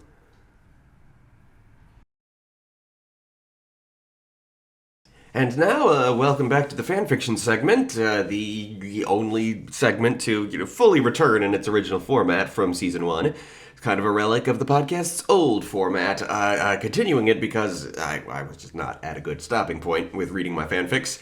So I don't begrudge anybody who skips this segment. If you just don't listen to the fanfic segment, just be sure to go down and skip ahead to the inspiration segment, or at least the conclusions. Don't quit the podcast altogether at this point, if you please. When we left off, I was in the middle of reading through the very long and epic Maximum Ride fanfic I wrote in my youth, and I don't know anyone who's ever read Maximum Ride, so yeah, I don't think I have any listeners who know what I'm talking about as we proceed with this story, but in time, it'll be over. I'll start looking into fanfics I did after that, and you'll know it when you stop seeing Maximum Ride characters in the thumbnails. The middle column will have some other character in it, and if it's one you recognize, be sure to listen to the fanfic bit. For now, we are beginning the fifth book, the fifth and penultimate book in my 6-book Maximum Ride epic saga. Interestingly about cover images here, for most of them, I used cover images from the Maximum Ride manga adaptation, but when I went to collect all these images, I guess there had only been 5 volumes of the manga printed at the time, so there hadn't yet been one with Angel on the cover, so for a picture of Angel, I had to go with just an ordinary panel from the comic. Looking into it, there have been 9 volumes at this point, so the 6th had Angel. She's eating a cookie on it. And then they did Max, Fang, and Iggy again. Oldest to youngest is like the only order in which anybody ever lists the 6 main Maximum Ride characters. And the picture of Max, which I used as the cover image for first the second installment of the 3-way crossover saga, and then the first of this series, it just won't show up anymore. It's still in my image collection deep inside my profile settings, but it no longer shows up as the cover art of either of those 2 stories. Even though most of the time all the other cover images show up. To make sure this segment could be completed safely, I've downloaded all the cover images of my fanfics and I'm keeping them safe. Can't be too careful, really. Fanfiction.net as an entity is kind of dying and has always been prone to things disappearing, so reintroductions to the segment out of the way, let's try to remember where the story left off, and we'll continue it. Chapter 1, this will be easy enough to get back to. Because our narrator for this first chapter, Angel, starts by narrating to us things we might need to know, or maybe just forgot. I did hold true to that format of, even though this is a fanfic, and the reader has presumably, easy access to the previous books in the series, but you know how series always go, how, each book kind of recaps events of the previous ones in as natural a way as it can. I did that, and I think it's pretty good form in, serialized storytelling. A reader can't possibly recall everything. And, I probably need this recap myself. Let's see. So Angel opens with, she was dumped in the desert. She was tortured by Janssen, establishing her return to the story. Janssen's return, that is. Angel says there are now 12 people in the flock instead of the usual 6. She rattles off the original 6, recaps each. Max's newly severed arm, Fang's marriage to her, Iggy and Nudge's own relationship, Gazzy's inability to cope with all this at present. Angel mentions that Total was killed by her own negligence, the 7th member of the flock now. Airy, my 3-year-old OC offspring of the main couple. Tui is still not yet going by that name, but still by Max 2, the name she had in canon before coming back after this fanfic was written, calling herself Maya.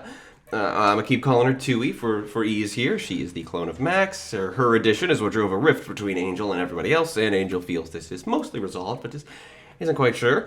And the other flock picked up in Ireland, my OCs, Imogen, Sean, and the twins Jacqueline and Fallon. As the story begins properly, the newly doubled in size flock have been dumped in a desert on an unknown location. It's not sure where in the world they are. The sun sets, offering some relief from the blistering heat, and now they just gotta figure out what to do. Chapter 2 opens with just the note I put for timeline reasons that I've posted it and the following 10 chapters all at once. The chapter properly starts with an entry of Fang's blog, as we've recapped the recent adventure for the readers. Now Fang does likewise for his in-universe readers, though concealing necessary details. Interesting note, the blog actually was a feature of the books. You'd think that'd be a thing added to a fanfic, but he had one from a fairly early point in the books. We didn't often get to read entries of it, or did we? Either way, it was plot relevant a few times, as his followers around the globe could take action at times. Naturally, Fang is our POV character this chapter, and Nudge encourages him not to write anything about the new flock members. Keep their increased numbers a secret from the general public so it remains a hidden advantage against their enemies. Cleverness. Fang goes over to Max and finds to his horror that she's removed the bandage over her freshly severed arm. She doesn't want the nerves to heal because then, she says, there'll be nowhere to attach a cyborg arm. Fang doesn't want her to be a cyborg, and Max is like, why the hell not? Max is basically deeply insecure about how she's going to keep being a great defender, protector without her right arm, which is sensible. I suppose Fang objects to it because of the notion of becoming more machine than man, twisted and evil. But that doesn't really make sense, does it? To say amputees with really good prosthetics are evil monsters? Yeah, that's a trope that wasn't thought through. Cyborgs are always seen as, either that or as handicapped people, even though cybernetic parts tend to be vastly superior to organic parts. So either way doesn't really make sense. I think being a cyborg would be a more awesome thing. Cyborgs would not be seen as handicapped veterans. Topics I think will be delved into this story as we proceed, I think, because, spoiler alert, Max develops an addiction to cybernetic enhancements.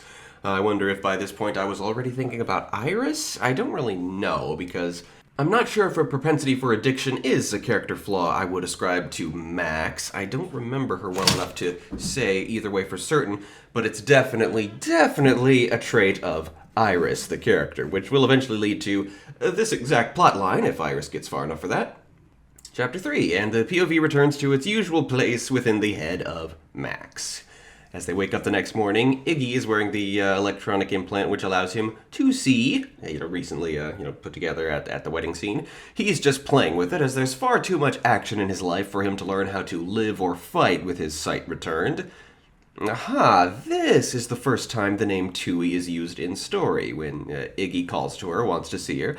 I like that. Small moment, but still impactful. Tui immediately comes to like it as, just a better way to regain her individuality. Same as when she developed Maya as a name in canon.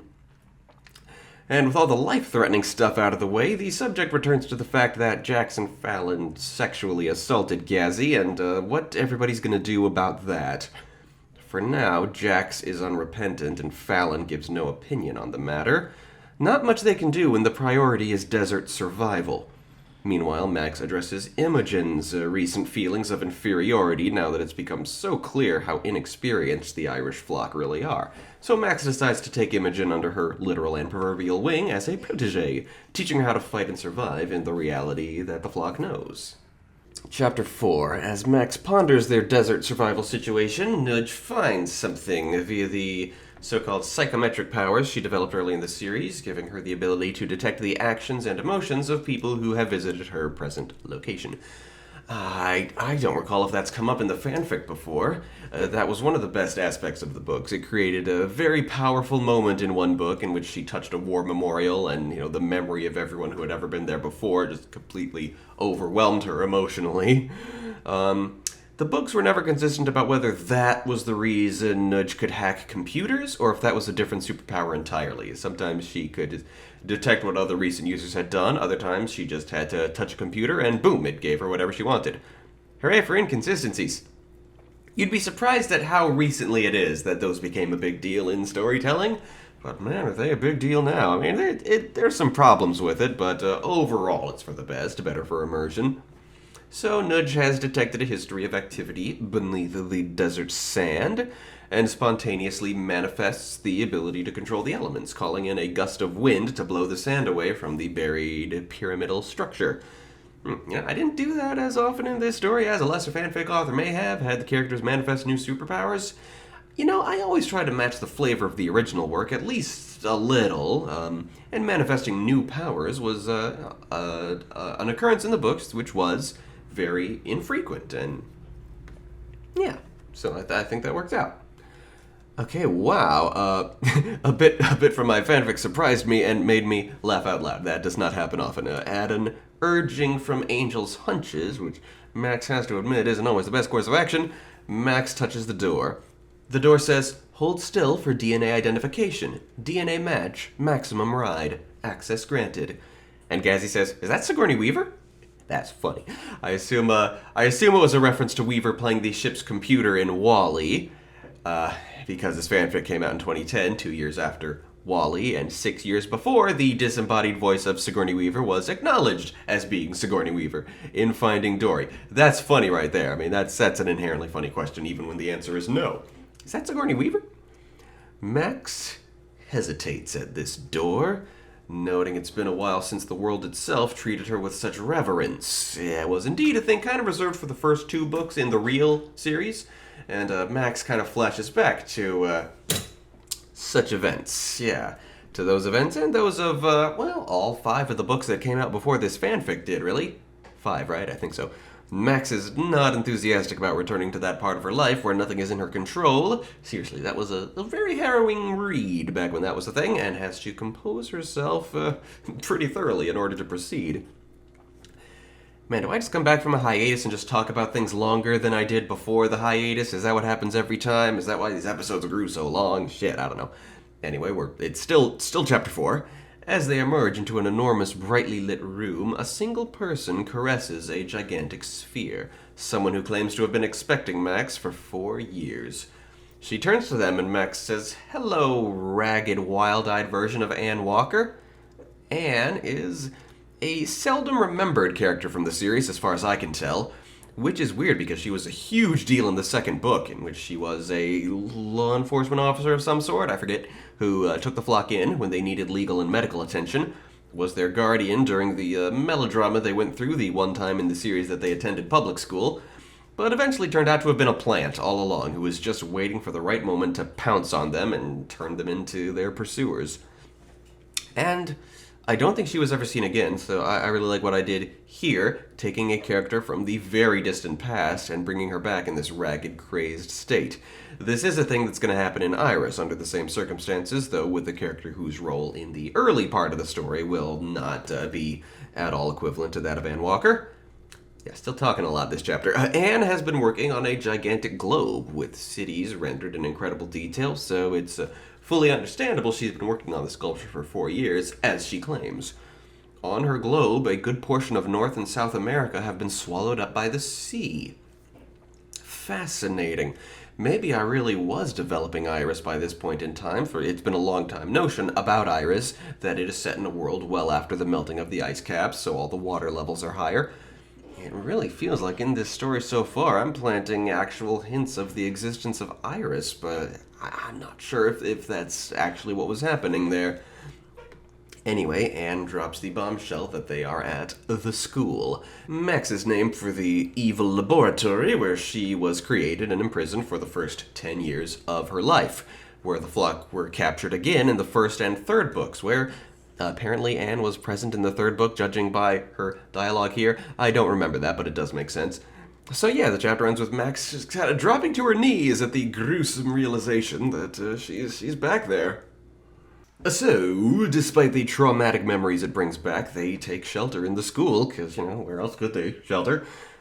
Being dusty and abandoned, it admittedly no longer has much in common with the horrible, pristine, bleached laboratory of their youth anyway.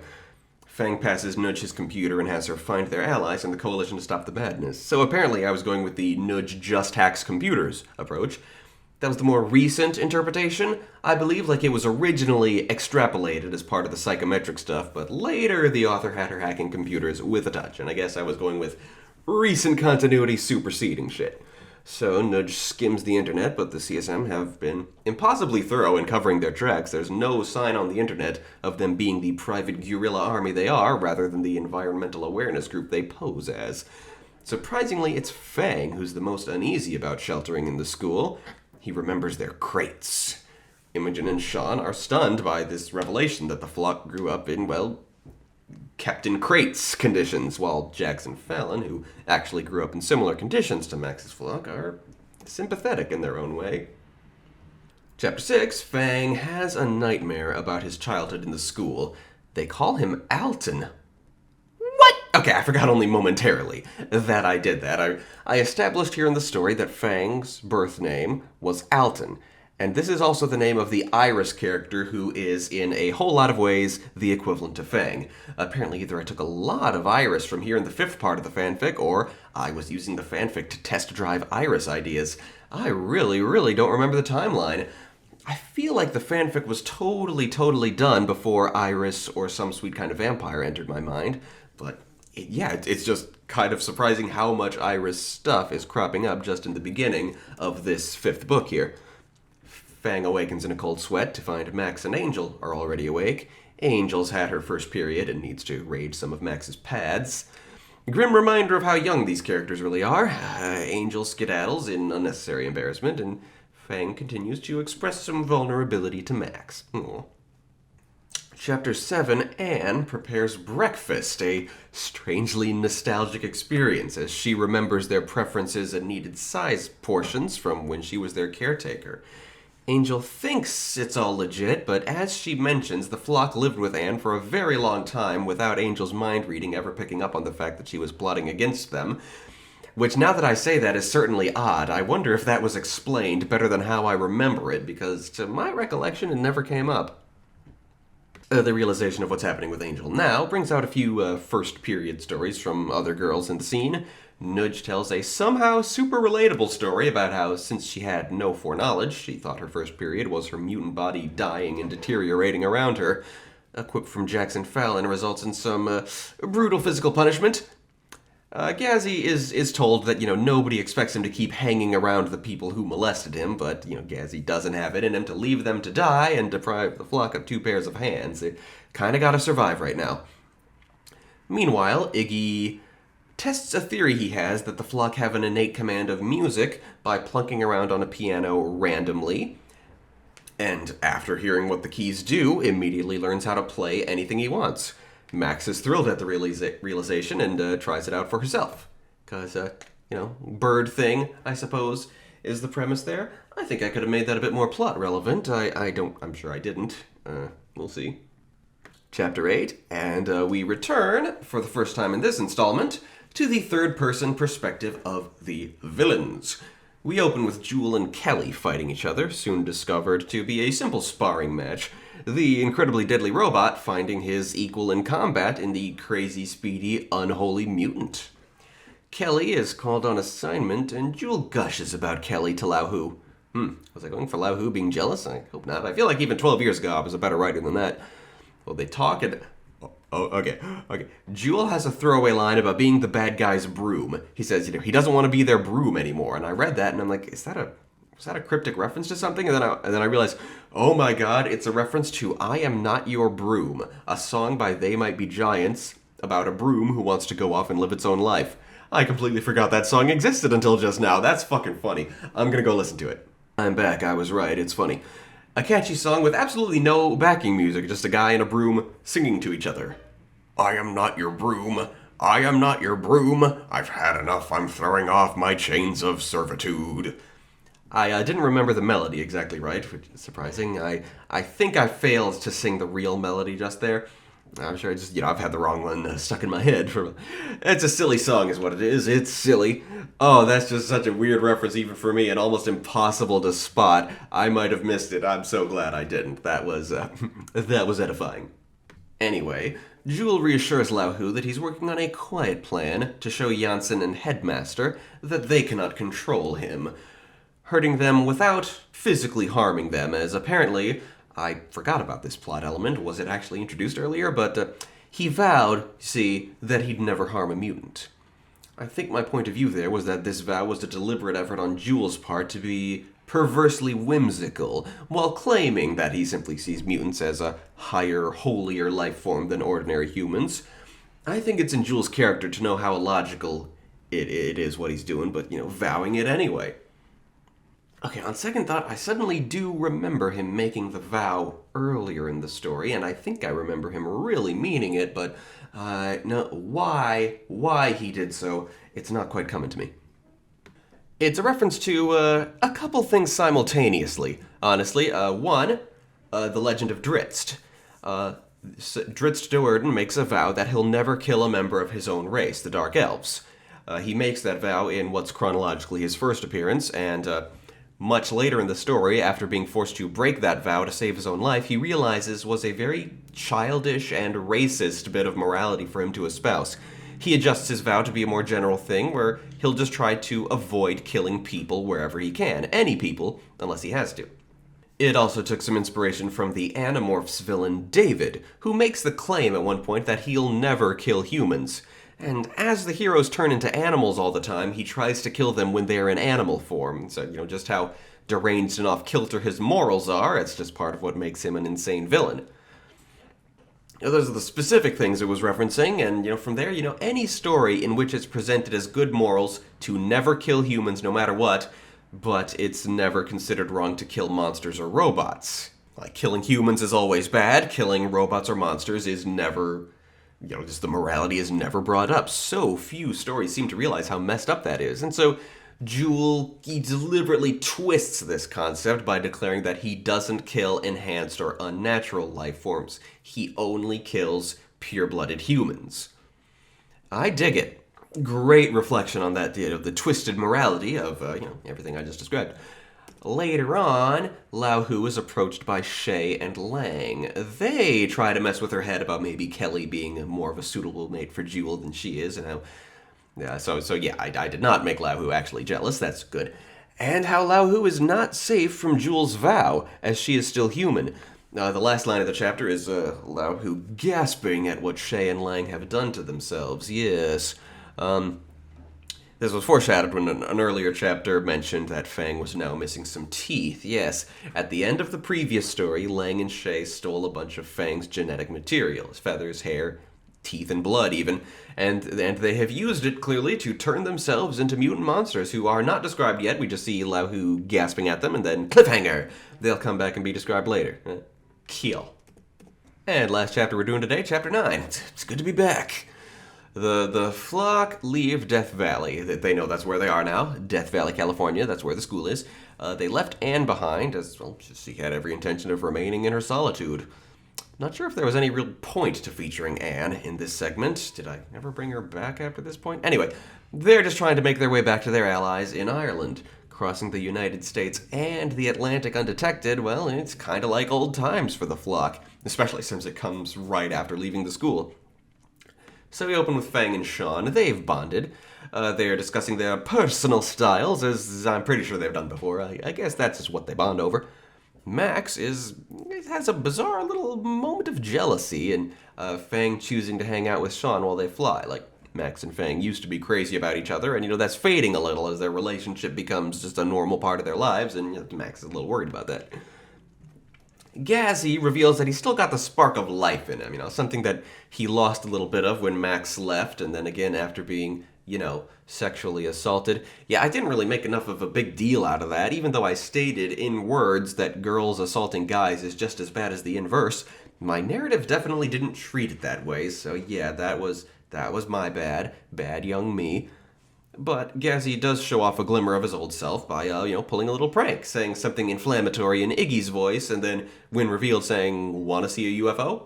I'm guessing that's a callback to something he said in the books, but I don't remember, though I do have this vague sensation that, his phrasing of it, as the words, "wanna see a UFO," is what I consider to be funnier phrasing than what he actually said in the books. I just get that vibe, but I have no actual memory of what the UFO joke may have been, if that was really a thing. I just get a feeling that's what happened here.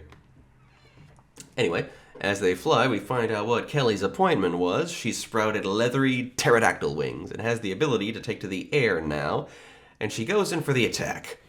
One of my readers got really bitter and jaded out of nowhere here in Book 5, said it was getting ridiculous, which, to be fair, the Survivor's teleporting tower and the big red button were pretty ridiculous, but that reviewer was being pretty arbitrary in certain cases by, claiming it about pretty much everything that was happening, including the injuries Max takes over the course of this story arc from the arm at the end of the previous book to some other stuff that's upcoming. Said I didn't really treat them as painful enough. I mean, I disagreed there at the time. We'll just have to see. Also thought it was absurd that Kelly has pterodactyl wings now, and I'm like, that's a stretch. I mean, if I recall correctly, Erasers didn't have wings in the earlier Maximum Ride books, and those were added to them later. Why not the same for Kelly? maybe they took me too literally at pterodactyl wings. I just meant that's what they look like. C'est la vie.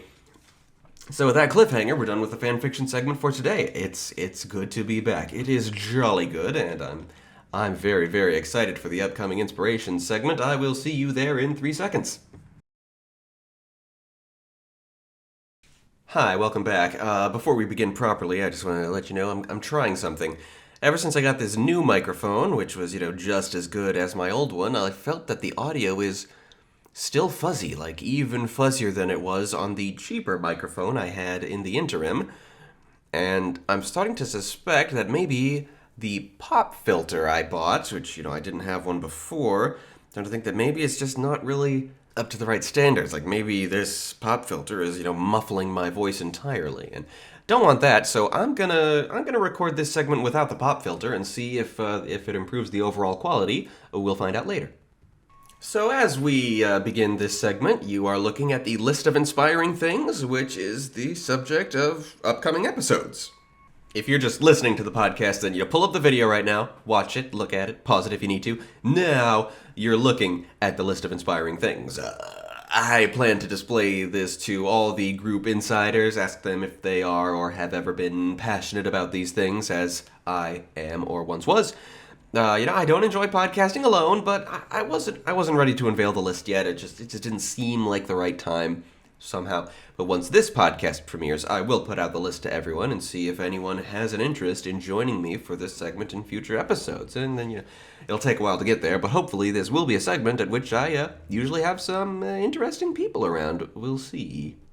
And I did have a note here to remind myself of what I said about the inspiration segment back in the first inspiration segment. Apparently I found that important. Let me look into that. Well, don't click away. First of all, I will try to keep good visual aids on screen during this segment at all times. What I think I was reminding myself of is that the premise of the segment is that it's about things which have shaped me and others as writers and creators. Okay, so should probably explain why that is about each topic, and for the most part, I think the goal is just to, say as much as I can possibly remember on the topic as sequentially as possible. I think that's doable.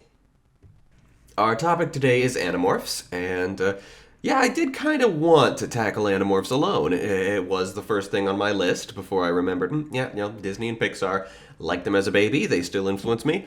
The list's entry on Animorphs says simply, what can I say about Animorphs? The thing that convinced me at a very young age that I wanted to create. And I haven't really spoken on the subject in many years. I've done very little to prepare myself for writing the script for this segment, so this is all very novel and exciting for me. Apparently, so I've read online a time or two, there's like this whole genre of annoying person in adults who won't shut up about how they read Animorphs as a kid. I have never met any such person. I've never been any such person. Even when I read the books a lot as a kid, even then I never really talked about it, not even with classmates who also read it. I don't know. I do know my dear friend Jack Stegman, whom you've seen on this channel in a couple of Jackbox videos. I want to start making those on a more regular basis. That's on the schedule. Has just started the series and is a member of a Facebook group for it, posts from it occasionally. Is really digging it. It was nice to have a couple of conversations with her and remember a few things. And I know Adrian, who played Corinne in Better Yet, mentioned Animorphs once when we were just hanging around after a rehearsal, but I don't remember the context. Anyway, as a kid, I read a lot of Animorphs. I prided myself on it. It is a massive series with 54 books in the core series and 10 special editions. Small books, but a big series with pretty tight continuity. I had to look hard for them. Bookstores, school book fairs, the library, thrift stores. I did pretty good, but to this day, I have not read 100% of the series. But what is Animorphs? Well, it's a book series by Catherine A. Applegate and her husband, who gets no credit, and a shitload of ghostwriters who get dedications while Applegate gets the real credit. I'm not disparaging her as an author for needing some ghostwriters. I know she had shit to do, as I understand it, couldn't write every book by herself. The premise, as Applegate tells it, starts off with the desire to write a series about kids seeing the world through the eyes of animals, experiencing the animals' senses and instincts and bodies, and learning to control them. This is facilitated, as the title suggests, by having said kids morph into animals. They call themselves the Animorphs. Not Applegate's idea, that was marketing, but it's not too tacky. Normally, you'd think that such a power comes from some magical or spiritual source, and indeed, on the rare occasion that ordinary people witness the Animorphs transform, their assumption is usually that they are some sort of nature spirit. But in fact, they got the ability through alien technology, an impossibly advanced alien technology which somehow grants the user the permanent ability to absorb any animal life form's DNA pattern into themselves, and from then on have the permanent ability to transform into a copy of that animal, with a number of elaborate rules, restrictions, and benefits. This technology is the Animorphs' only weapon against the alien invasion of the Yeerks, slug-like aliens who also call themselves controllers, for Yeerks have the ability to enter a sapient being's brain and control them. Yeerks prefer to live their entire lives this way, for they're completely blind and nearly helpless in Yeerk form. Their impersonation is absolute. They have complete control over their host's body and access to every memory the host has ever had, enabling them to take over the host's life with none of the usual slip-ups or any reason for anyone to be suspicious. And unlike a lot of other fictional alien parasites with similar abilities, Yeerks do not kill their hosts. The host remains alive and conscious, mentally screaming for freedom 24 hours a day, but most Yeerks are sociopathic enough to ignore that sort of thing. So yeah, despite what you'd expect about a series where children transform into animals, this is very much a science fiction story with incredibly imaginative aliens, planets, and technologies, but most of it takes place on Earth, with the kids figuring out how to use Earth animals to solve their alien problem. Throughout the series, the Yeerks are invading Earth covertly, finding human hosts by appealing to them via support groups and cults, so that eventually they have enough people to then conquer Earth properly and terraform it to be yet another Yeerk planet. But all the same, the Yeerks have spaceships, laser weapons, other advanced technology, and the physical prowess of a few of the other alien species they've enslaved. Their opposition on Earth? 6 children with the power to transform into Earth animals. And so this is one way the series is a lot darker than you'd expect. The heroes are hilariously outgunned. But they do their best. They work as a guerrilla squad, sometimes one that includes a gorilla. I'm funny. And they dismantle the Yeerks' plans, only ever succeeding at slowing them down a little bit, and only being truly victorious in that after every caper, all 6 of them are still alive. The first sign that this series maybe isn't for the faint of heart is, the morphing, first of all.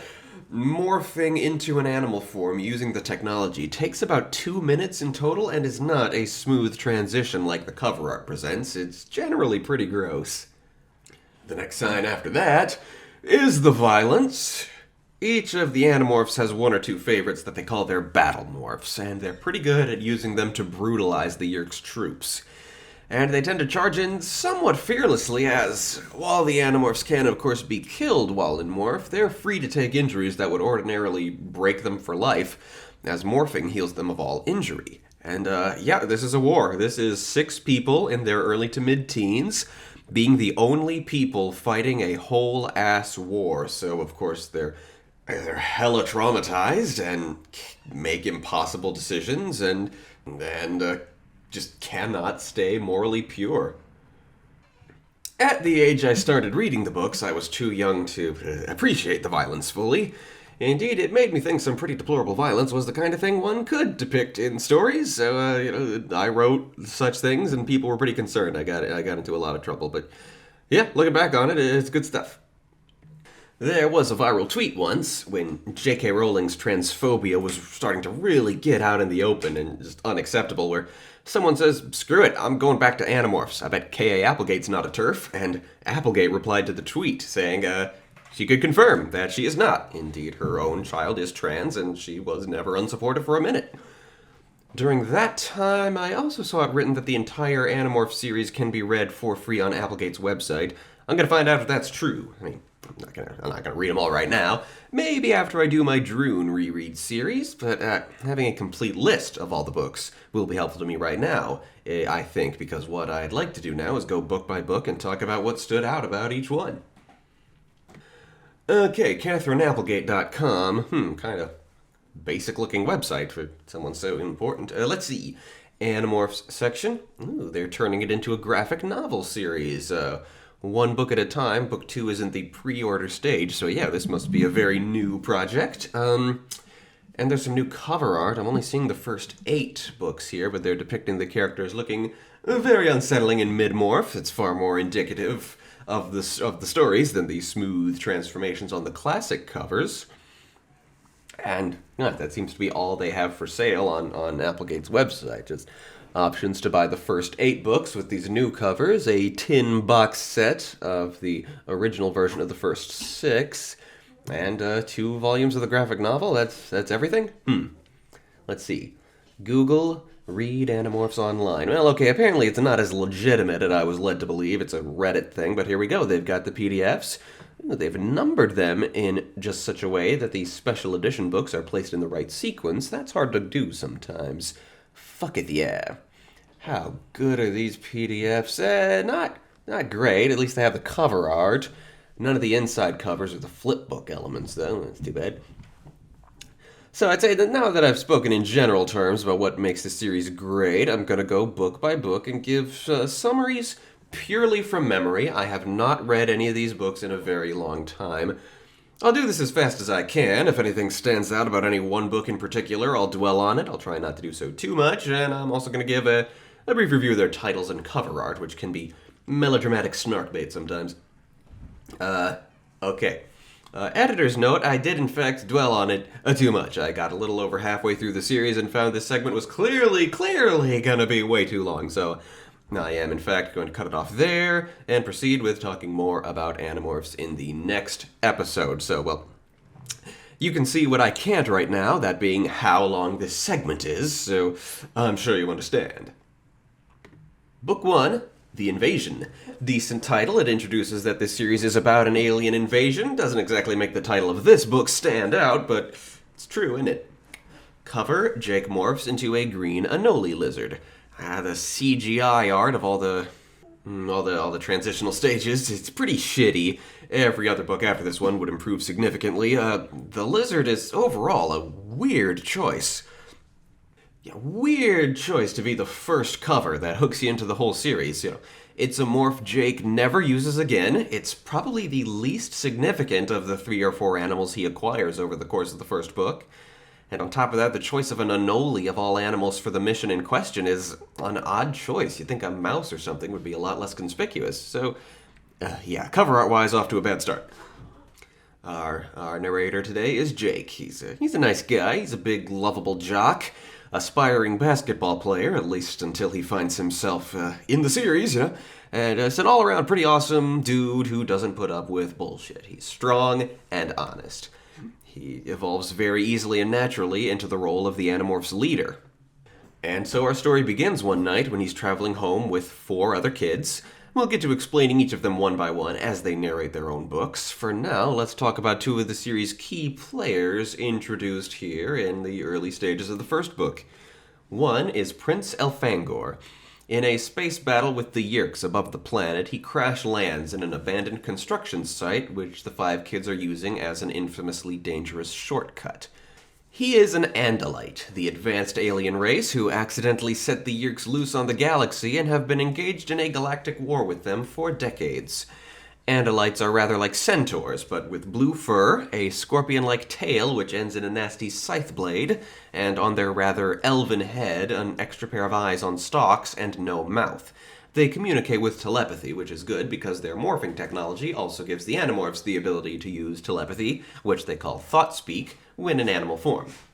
Elfangor gives the 5 kids the power to morph and as much exposition as he can possibly rush out in the moment, before he sends them to hide, and he is located by the series' main antagonist, a confident and ambitious Yeerk known mostly by his title, Visser III. A Visser is like a general in the Yeerk Empire, and as his title suggests, Visser III is the 3rd most powerful Visser, making him, I believe, the 16th most powerful Yeerk in the galaxy, following Vissers 1 and 2, and the 13 members of their ruling council, which includes the anonymous Emperor. I believe the council appears in person in only 1 book, which I have not read. How did Visser III gain his lofty title? Well, he's the only Yeerk ever to be a bad enough dude to have gotten into the head of an Andalite. So not only does he have the body of a powerful Andalite warrior, but also the morphing power.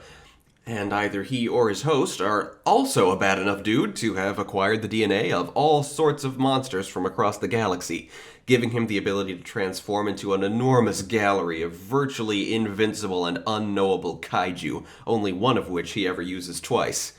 Case in point, in his introductory scene, he transforms into a huge monster and eats Elfangor alive. As we discover as the series progresses, Visser 3 may be powerful and far-reaching, but he also has a weakness that gives the Animorphs a fighting chance. He's a total fucking psychopath, and everybody knows it. So he's dangerous, yes, but Yeerks, usually very promotion-happy, know better than to accept promotions that mean they have to work with Visser 3. As such, he's surrounded by incompetent yes-men, because whenever anyone questions, corrects, or interrupts him, well, he kills them. He's the guy with his hands on the invasion of Earth, but he reports to Visser 1, who has duties elsewhere, but has decreed that the Yeerks will take over Earth covertly. As such, Visser 3 is not playing to his strengths, and no one ever tells him anything for fear of incurring his wrath, so he has very little intelligence to work with.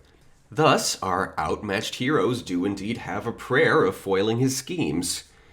The five kids experiment with the morphing technology and end this book by finding their way to the Yeerk Pool, a gigantic cavern the Yeerks have excavated beneath the city. You see, a Yeerk can survive inside a host's brain for a period of only 3 days. Every third day, they have to return to the Yeerk Pool and exit their host's brain to swim in the gray sludge, which is full of vital nutrients and an energy called Kandrona, which replicates the energy of the Yeerk home planet's sun. When they attack the pool in animal form, Visser 3 takes them to be a troop of rogue Andalites, and they decide not to contradict him, speaking as little as possible in his presence, lest they say anything that gives away that they're actually humans.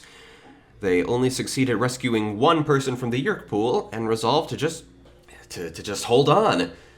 To hold the line, to hold the Yeerks back until they hope some real Andalites show up with an army. Book 2, The Visitor. Title makes sense, I guess. Rachel is the visitor in question. She visits somebody. Cover art, Rachel morphs a cat. Vast improvement over the first cover morph. Only the first 2 books had this floating head effect here. All the others used full body shots. And the first book was the only one to depict the morph in a ton of stages with badly done CGI. All the rest would be done in a mere 5 stages with this much better art style here. Rachel is Jake's cousin.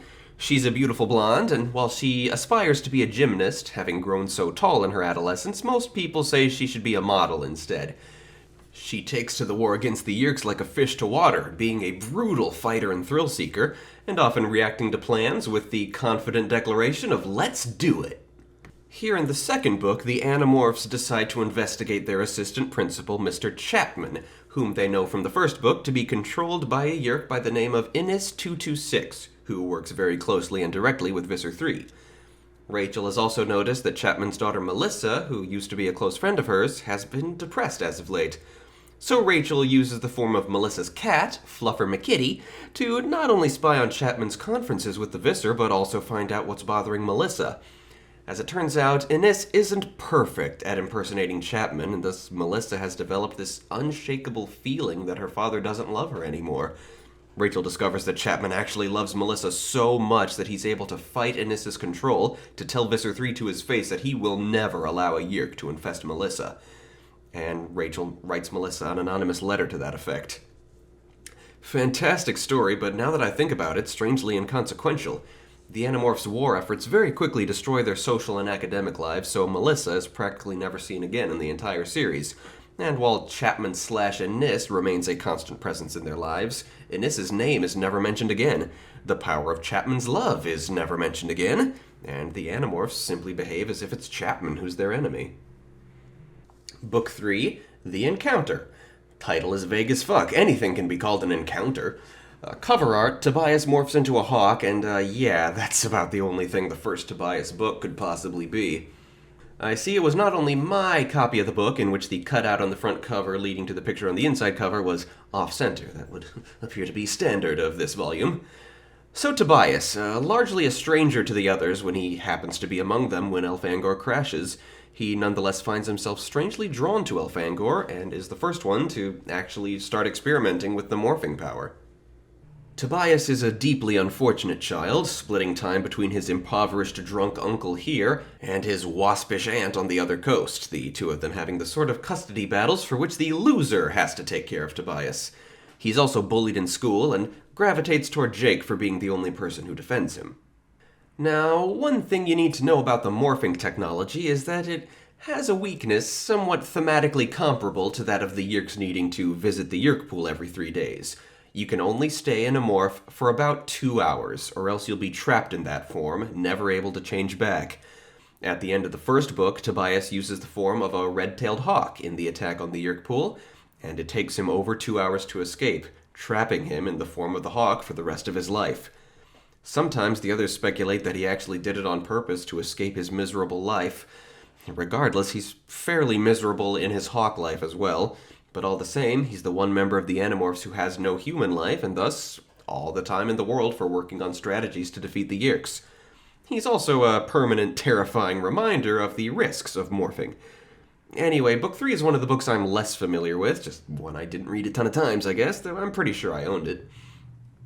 In it, Tobias discovers that there's a giant Yeerk truck ship which regularly visits the forest where he now lives to collect water and air for the ships in orbit. Under Tobias' supervision, the Animorphs become wolves and later trout to sabotage it to cut off the supply lines. Classic guerrilla tactic. Can't say there was much to it besides being the first Tobias book. Book 4, The Message. Sensible title. The Animorphs do indeed receive a message. Cover art, Cassie morphs into a dolphin. Pretty dazzling. Very few of the books feature scenery like this. Look at that ocean and splash. That's nice. So let's talk about Cassie now. Cassie is Rachel's best friend and has long harbored a monster crush on Jake. And she's the moral compass of the Animorphs. Both of her parents are exotic veterinarians. Her dad owns a wildlife rehab clinic on their farm, giving the Animorphs access to local wildlife such as wolves or birds of prey. Morphing is based on DNA, so the fact that the animals are sick or injured does not have an adverse effect on their morphing.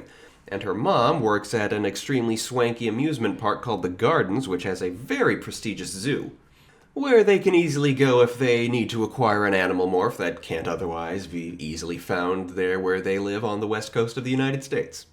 Cassie's resulting affinity for animals means she's the one they turn to when they need to figure out what animal to acquire to complete a task, and she also has a strong knack for the morphing technology, able to change form much faster than the others, and sometimes even managing to look attractive instead of horrifying while she does so. And she has a strong sense of empathy, always encouraging the Animorphs to treat animals, humans, and aliens alike with compassion and respect. Sometimes her pacifism and moralizing get a bit too self-righteous, sanctimonious perhaps, and some fans express concern that she's never depicted as being in the wrong, even when she kind of is.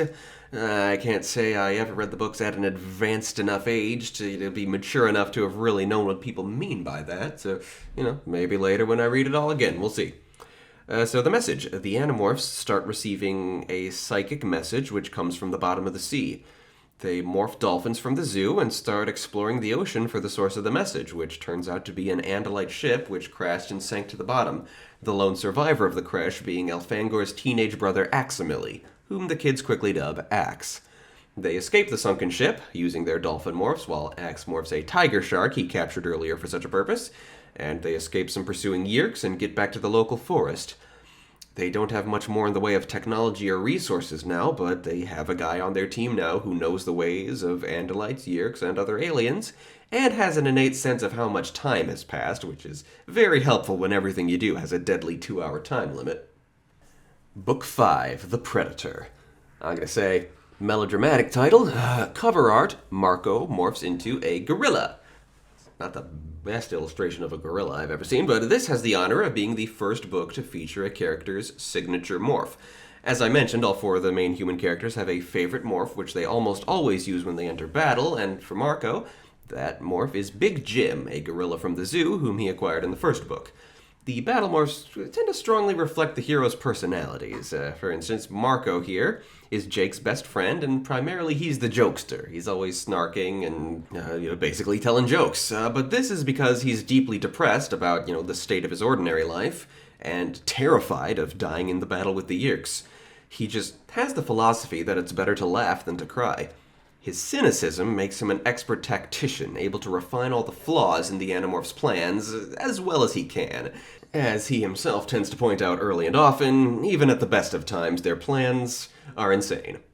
In Book 5, the Animorphs help Axe scavenge some human technology to create a beacon which will summon a Yeerk ship to them, which Axe can hijack and take back to the Andalite military to bring their forces to Earth. Marco declares that this will be his final mission for the Animorphs. The second anniversary of his mother's death is coming up, and he wants to stay safe so he can take care of his dad.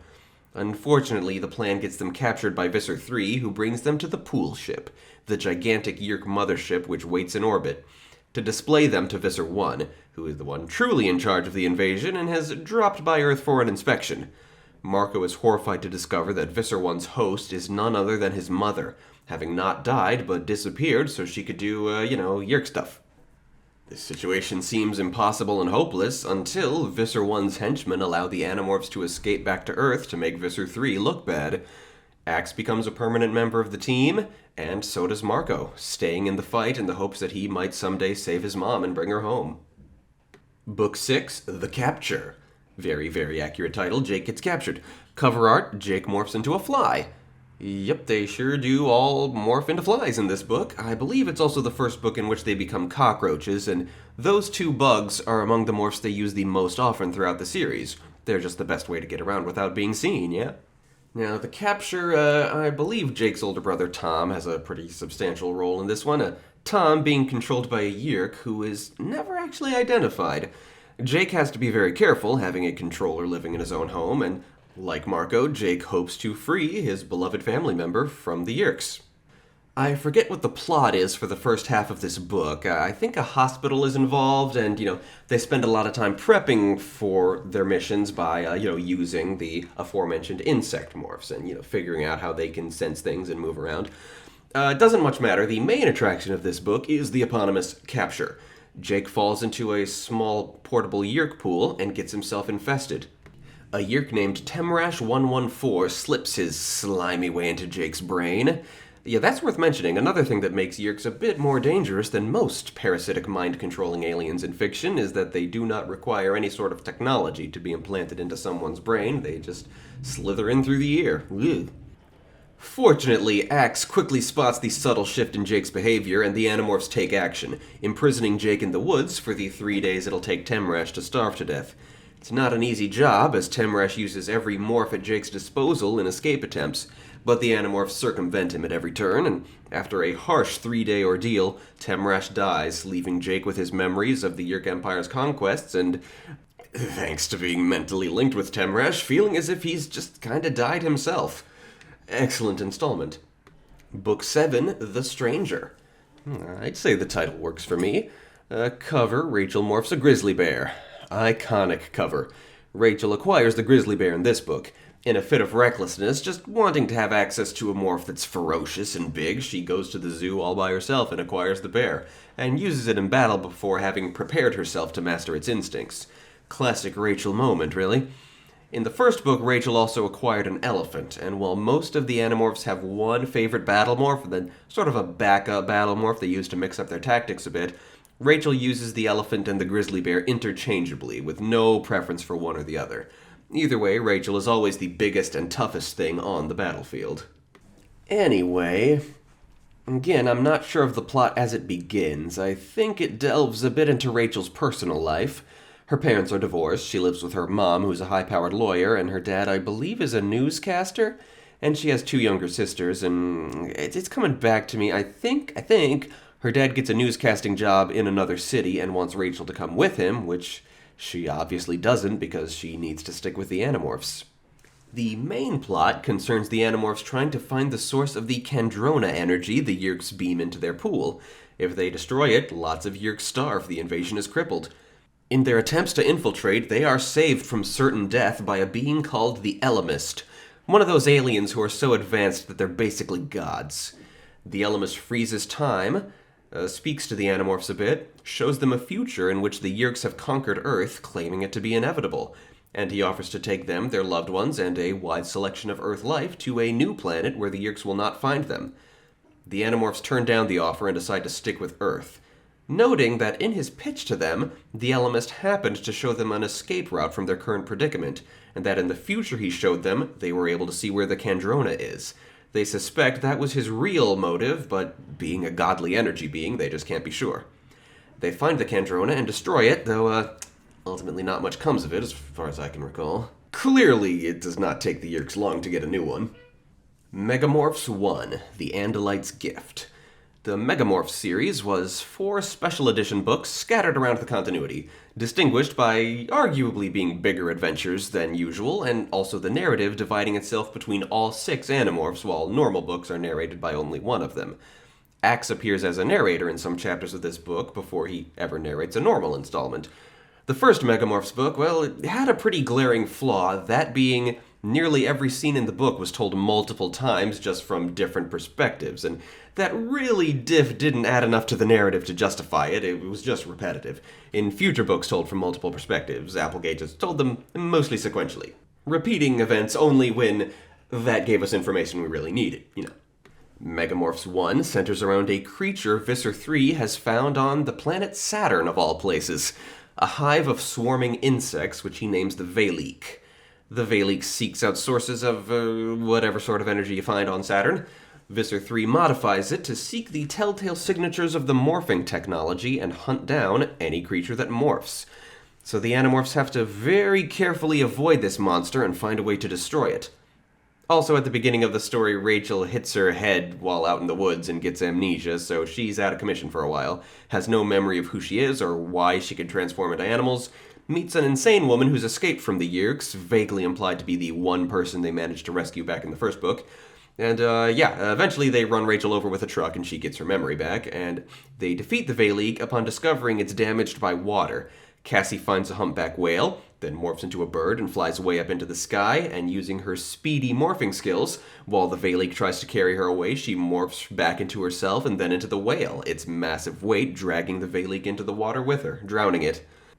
One has to wonder what stops Visser 3 from finding another Veleek. I highly doubt it was the only one on the planet, but villains reusing schemes doesn't make for good literature. And there's something to be said for, the wisdom in not trying to repeat schemes, but, it would have worked if he'd done it again. The circumstances of the Veleek's defeat were quite hard to come by. Book 8, The Alien. Title's a little on the nose for the first Axe book, but why not? Cover art, Axe morphs into a human. We get the series' first visual depiction of one of its incredibly creative aliens. Here we have an Andalite, though the illustration of Axe would be refined in all future appearances. Axe's human morph is obtained via a trick of the morphing technology seen only twice in the entire continuity, both times to create a new human. Axe acquires DNA from Jake, Rachel, Cassie, and Marco, and combines them all into a single human morph, which is a combination of all 4 of them. A person both ethnically ambiguous and strikingly androgynous, but, needless to say, unmistakably human, not suspicious in any way, really. At least when he's not talking or eating. Since Andalites have no mouths, the normally very dignified Axe becomes a complete idiot when he takes human form, unable to get through a single sentence without commenting or toying with the sounds he's making. Toying, toying, ying, ying, like that, and also going absolutely nuts at the taste of food. I'm going to take a couple of little tangents here about the narration style of the books. Tangent number 1, for most of the series, Jake narrated all books ending in a 1 or 6, Rachel those ending in a 2 or 7, Cassie those ending in 4 or 9, Marco all those ending in 5 or 0. Tobias only took those ending in 3, and Axe those ending in 8. Which makes it nice and easy to remember who narrates which book, but it deprived the 2 non-human members of the team of their well-deserved spotlight. This changed near the very end of the series. Book 46 was narrated by Axe instead of Jake, establishing that from now on it would consistently go in the order of Jake, Rachel, Tobias, Cassie, Marco, and then Axe, cycling through all 6 equally. Axe was very much a legitimate member of the team, but you try telling that to whoever wrote the summaries on the back cover of each book, who spent book after book consistently referring to the team as the Animorphs and Axe. What makes Axe not an Animorph? He can morph like everybody else. He's always there with them. There's no reason whatsoever to call him not an Animorph. And that brings us to my second tangent. This book includes a few excerpts from Axe's diary. That's the only thing that's done, where we see the personal correspondences of the characters, and it doesn't really make much sense because the whole book is told from Ax's perspective, and indeed, one absolutely iconic feature of the books is one which, in retrospect, I do not get. It's its presentation as a series of secret accounts the heroes are writing. Every book opens with the characters explaining that they won't give the readers anybody's last name, hint at where in the United States they live, even though it's pretty obviously on the West Coast somewhere, or otherwise give away anything incriminating. That's all well and good, except it makes absolutely no sense, because if you take the Animorphs' actions in the series, they're incredibly secretive. There's no way in hell they would leave behind a written record of their activities under any circumstances. The books are pretty clear about the fact that, with one exception, they're human and not Andalite, which is their biggest secret. That would be all that any Yeerk who found these supposed secret logs would need to know. And they speak so much about their home lives and the actions they take against the Yeerks that, even assuming they've given themselves and every other human in the story aliases, it would be incredibly easy to pinpoint, where they are in the country and who their families are. I mean, sorry for ruining the illusion, it just doesn't work for me. It's attractive to be all covert like that on the back covers of the books and, in the opening narration of each one, but it just doesn't hold up to scrutiny in the context of the series. Anyway, tangents over, the plot of Book 8. Ax is learning about humans, but not giving back in kind. He's being very secretive about Andalite knowledge. He uses the work of Marco's dad, an astrophysicist, to create a device that allows him to contact the Andalite homeworld, but no help is forthcoming from there. He attempts to assassinate Visser III by morphing a rattlesnake, but fails. With his life saved by the other Animorphs, he realizes that the Animorphs are his true friends, and he opens up to them, most notably revealing to them that Elfangor giving them the morphing technology was highly illegal and disgraceful. The Andalites have a law called Ciro's Kindness, which forbids them giving any technology to other species, named after an Andalite named Ciro who gave Andalite weaponry and space travel to the primitive Yeerks. He also explains that Andalites eat and drink through their hooves, though he didn't intend that to be a secret. Book 9, The Secret. Title... Nope. I don't know what the secret is. Cassie books have a reputation for meaningless titles. Let's see if that's justified over anybody else's. Cover, Cassie morphs into a wolf, all-time classic. All 4 of the main Animorphs acquire wolves in Book 3, but Cassie uses it as her signature morph. It has beauty and grace and is the smallest and lightest of them, reflecting her connection to nature and her general distaste for fighting. While Rachel has 2 battle morphs she uses interchangeably, and Jake and Marco both have favorites but also a backup they use now and then, Cassie only ever goes into battle as a wolf. Tobias generally fights as a hawk, obviously, while Ax uses his own Andalite body, which I find way too conspicuous in a lot of settings. There are a couple of moments where he goes with something a lot more subtle, like the rattlesnake or a skunk, but not often enough, in my opinion. He really ought to have gotten himself a big, tough earth animal that he could morph often. It's pretty suspicious that he always went into battle as an Andalite alongside all the others being earth creatures. So Book 9 was the first book in the series I ever picked up, and I'd say it pretty much hooked me. The plot, let's see, well, the Yeerks have formed a lumber company for reasons I don't remember. They're chopping down trees and stuff. I don't know what their objective was, but anyway, they need 3 signatures, and the Animorphs have to stop them from putting a Yeerk in the head of the third guy, so he votes yes on letting them do lumber stuff, though, yeah, again, I couldn't tell you why they want to do lumber stuff, but there's a good variety of Animorph stuff going on. Not only does Cassie use her wolf morph to scout out the lumber mill, she also takes in a skunk who was injured by the Yeerk's activities, and while healing it at her dad's clinic, she morphs into the skunk to take care of its babies. And they morph into termites to infiltrate the lumber mill, an experience they really weren't looking forward to after their bad experience with ants back in Book 5, and the termite incident doesn't go any better, so they swear off eusocial insects forever. They're virtually brainless and under the total control of their queen, and startlingly violent, so it just never ends well for the Animorphs. Book 10, The Android. Title is kind of on the nose again. Android isn't a word that gets used a lot, but what do I know? I'm criticizing the titles that are too vague and the ones that are too on the nose, so who knows what the fuck I want. Cover, Marco morphs into a wolf spider. I guess this is one of the more notable covers in the series. See, the model who played Marco got a haircut before this photo shoot, so after the long-haired Marco from book 5, Applegate added a running gag to this book about people heckling Marco's haircut. She did something similar when the model who played Tobias went from blonde to brunette when the first book established that Tobias was blonde. He was described as having been dirty blonde from then on, which is interesting. Cover art is usually a process completely separate from anything the author can control, but yeah, here's the author making sure the books have continuity with the covers. Go figure. While Marco was initially terrified of morphing the wolf spider, he ironically comes to prefer it to any of his other bug morphs, and through the rest of the series, he would often use it when everybody else was going with their cockroach morph. Marco hates bugs in general, and is really uneasy about how most bugs have pretty poor senses, so the keener eyesight of the wolf spider is something he very much appreciates. So let's see, I believe this book starts with Marco and Jake morphing dogs so they can get into an outdoor concert without paying for tickets. Most of the books have a first chapter in which the heroes use the morphing technology for something frivolous, while claiming they should really never ever do that.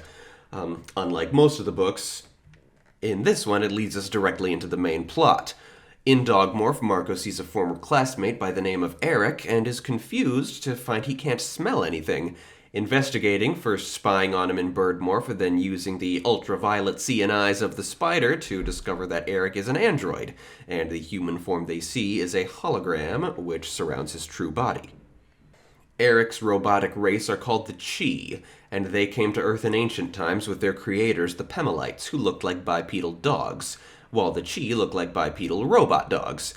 The Pemalites went extinct not long after arriving on Earth, but the Chi made sure they lived on when they helped humanity domesticate the dog. As advanced as the Pemalites' technology was, they were strict pacifists, and so the Chi, while they'd like to help humanity to resist the Yeerks, are programmed to be completely unable to hurt anyone or anything. But the Yeerks have recently found a Pemalite crystal which can reprogram any computer. The Animorphs morph into bats to perform a heist on the crystal, and Eric reprograms himself. He slaughters a battalion of Yeerks, but is so horrified by what he's done, and the inability of his android brain to let the memories fade with time, that he changes himself back into a pacifist, and serves the Animorphs as only an informant from now on. The Animorphs casually chuck the Pemalite crystal into the sea. Book 11, The Forgotten. The title, apt. The cover, Jake morphs into a jaguar, pretty good. In this book, the Animorphs discover that the Yeerks have crashed one of their little battleships, which are called bug fighters. They decide to hijack it and park it on the White House lawn, exposing the Yeerks to the world. But on the way, they end up in a dogfight with Visser III's personal blade ship. The powerful weaponry of the two ships opens what the Andalites call a Serio Rip, a rift in space-time, and the Animorphs and Visser III crash land in the Amazon rainforest several hours earlier. Having to survive the Amazon and get back into the blade ship in the few hours it'll take before the time warp happens again, they morph the local wildlife, monkeys and jaguars, but ultimately Visser III kills them all. Jake's consciousness returns to his self from before he hijacked the bug fighter, and he decides not to. Therefore, the events of this book ultimately never actually happened. Figure that one out. Book 12, The Reaction. I guess it's basically about an allergic reaction, so it's kind of it's informative, but it's ambiguous all at once. Cover, Rachel morphs a crocodile. Cool. In this book, Rachel is at the zoo when a little boy falls into the crocodile habitat. She jumps in after him, morphing a crocodile to protect him. Becoming the crocodile makes her queasy in a way no morph ever has before. As Axe later explains, she's having an allergic reaction to the crocodile's DNA, which involves her randomly morphing into various things she's acquired whenever she feels strong emotion, and it'll last until her body expels the crocodile DNA, which will take the form of an entirely new crocodile emerging from her very flesh. This uncontrolled morphing causes an accident, which gets her a reputation as Falling Girl, the two incidents happening in such close proximity, getting her a talk show appearance. She expels the DNA there at the studio, and the crocodile rampages through it. It's a whole thing. I guess basically the most notable thing about this book is that it breaks from one of Applegate's usual standards. She's not fond of how children's media often makes up celebrities and TV shows for the characters to follow, so instead, the characters of Animorphs regularly bring up actors, musicians, and movies and TV that kids at the time really were into. However, for this story, she invents a soap opera star and talk show hosts, which are clear substitutes for real ones. I mean, I guess generally she invented fake ones when they were plot relevant, while the appearances of real figures like Arnold Schwarzenegger and Hansen were featured only in cameos. Next in publication order is The Andalite Chronicles, originally published in 3 volumes before being compiled into a single book, which, I assume is the longest book in the series, though, to be honest, I've never checked. It was about the weird and wonderful adventures of Elfangor in the time, before he met the Animorphs and his death that very night. His experiences with Visser III and other Yeerks, with some of his fellow Andalite warriors, the first contact between Yeerks and humans, black holes, the Elemist, and a powerful weapon called the Time Matrix. It's weird shit and makes no sense. There's so much to say about the Andalite Chronicles, but I'm not really up for saying any of it. It's the single most bizarre installment in the series, and only a tiny bit of the lore and info makes its way into the series proper, so yeah, I'm just not crazy about it. Moving on. Book 13, The Change. Apt title. Change certainly happens. Cover art, Hawk Tobias turns back into human Tobias. In this book, Tobias is scouting out entrances to the Yeerk pool and IDing Yeerk-controlled peoples when he sees 2 Hork-Bajir escaping the Yeerks. The Hork-Bajir are one of the 2 species the Yeerks have brought to Earth as their troops. Huge reptilian creatures with their bodies covered in vicious blades. As Tobias discovers when he makes contact with these 2, Hork-Bajir, when not controlled by the Yeerks, are good-hearted simpletons. The blades on their body is serving the function of stripping tree bark, which is what they eat. As the Yeerks hunt down their 2 escapees, Tobias receives a message from the Elemist. The Elemist is trying to get these Hork-Bajir to a haven on Earth, and if Tobias can make it happen, the Elemist will grant him his fondest desire. And so Tobias goes to great lengths to get the 2 Hork-Bajir to the secret hidden valley the Elemist has created for them. The Elemist does indeed grant Tobias a gift. While Tobias expected the Elemist to make him human again, he is instead granted the morphing power again. Tobias can now morph and thus have all the versatility of his teammates, but his true form remains that of the Hawk. Tobias supposes maybe, that's what he really wanted all along. Once the conflict is over, the Elemist sends Tobias back in time for a moment so he can acquire his own human self as a morph, and he reminds Tobias that the 2-hour time limit still very much applies. Deeply emotional book. Tobias installments usually are, and I love the free Hork-Bajir. They're such sweethearts, and while I normally don't have much patience for characters who are stupid, the Hork-Bajir are so sincere and kind that it just works somehow. Book 14, The Unknown. Title, okay, this is a Cassie one that works. And on the cover, she morphs into a horse. While the horse was possibly not the first animal Cassie ever morphed, it was the only one she was known to have by the end of the first book. It's often implied, that Cassie does a lot of experimenting and thus has access to a ton of morphs we never see. In this book, unusual stuff is happening in a desert location called Zone 91, clearly a parody of Area 51. The unusual behavior of the local feral horses makes the Animorphs realize that the Yeerks have physiologically modified these horses, and they're being controlled by controllers. This being Visser III's cunning plan for getting near enough to Zone 91 to figure out what's going on out there. The Animorphs morph into horses and join the Yeerk horses' herds to find out for themselves. Upon seeing the object, neither the Yeerks nor the Animorphs know what it is. Later, Axe admits that he recognized it. It is in fact the toilet of an older Andalite battleship. Visser III would presumably have recognized it as well, but as he never saw the object for himself, he sends a strike force to kidnap the general in charge of Zone 91 when he and his soldiers are visiting the amusement park at a 4th of July celebration. Chaos and havoc reigns as the Animorphs protect the general from the Visser out in public in the middle of the amusement park. I don't know if there was any sort of big conclusion beyond that. But it was a fun book. I remember liking, enjoying many aspects of its plot. Book 15, The Escape. I don't know, kind of escapey, I guess, the story. Cover, Marco morphs a hammerhead shark. Aquatic morphs were always my favorite. I got a thing for aquatic life in general. In this book, the Animorphs discover that the Yeerks have created an underwater base where they are genetically modifying Earth's sharks to be hosts, inspired by their smashing success with the horses, I guess, to serve as aquatic troops in their invasion of the planet Lyra. The Lyrans are an amphibian race with psychic powers, and the Animorphs have no desire for the Yeerks to have access to troops who can read minds and discover that they're humans, so they go to sabotage it. It's an especially stressful mission for Marco because Visser 1 is back on Earth and in charge of it. Coming face to face with her really flusters him, and at last he confesses to the others that they can't kill Visser 1 because she lives in his mom's head, something that previously only Jake knew. As Jake is the only one of the Animorphs who knew Marco for long enough that he too could recognize Marco's mom on sight. All they can do is hope that some political discord rises from the fact that Visser 3 sees them spare Visser 1's life.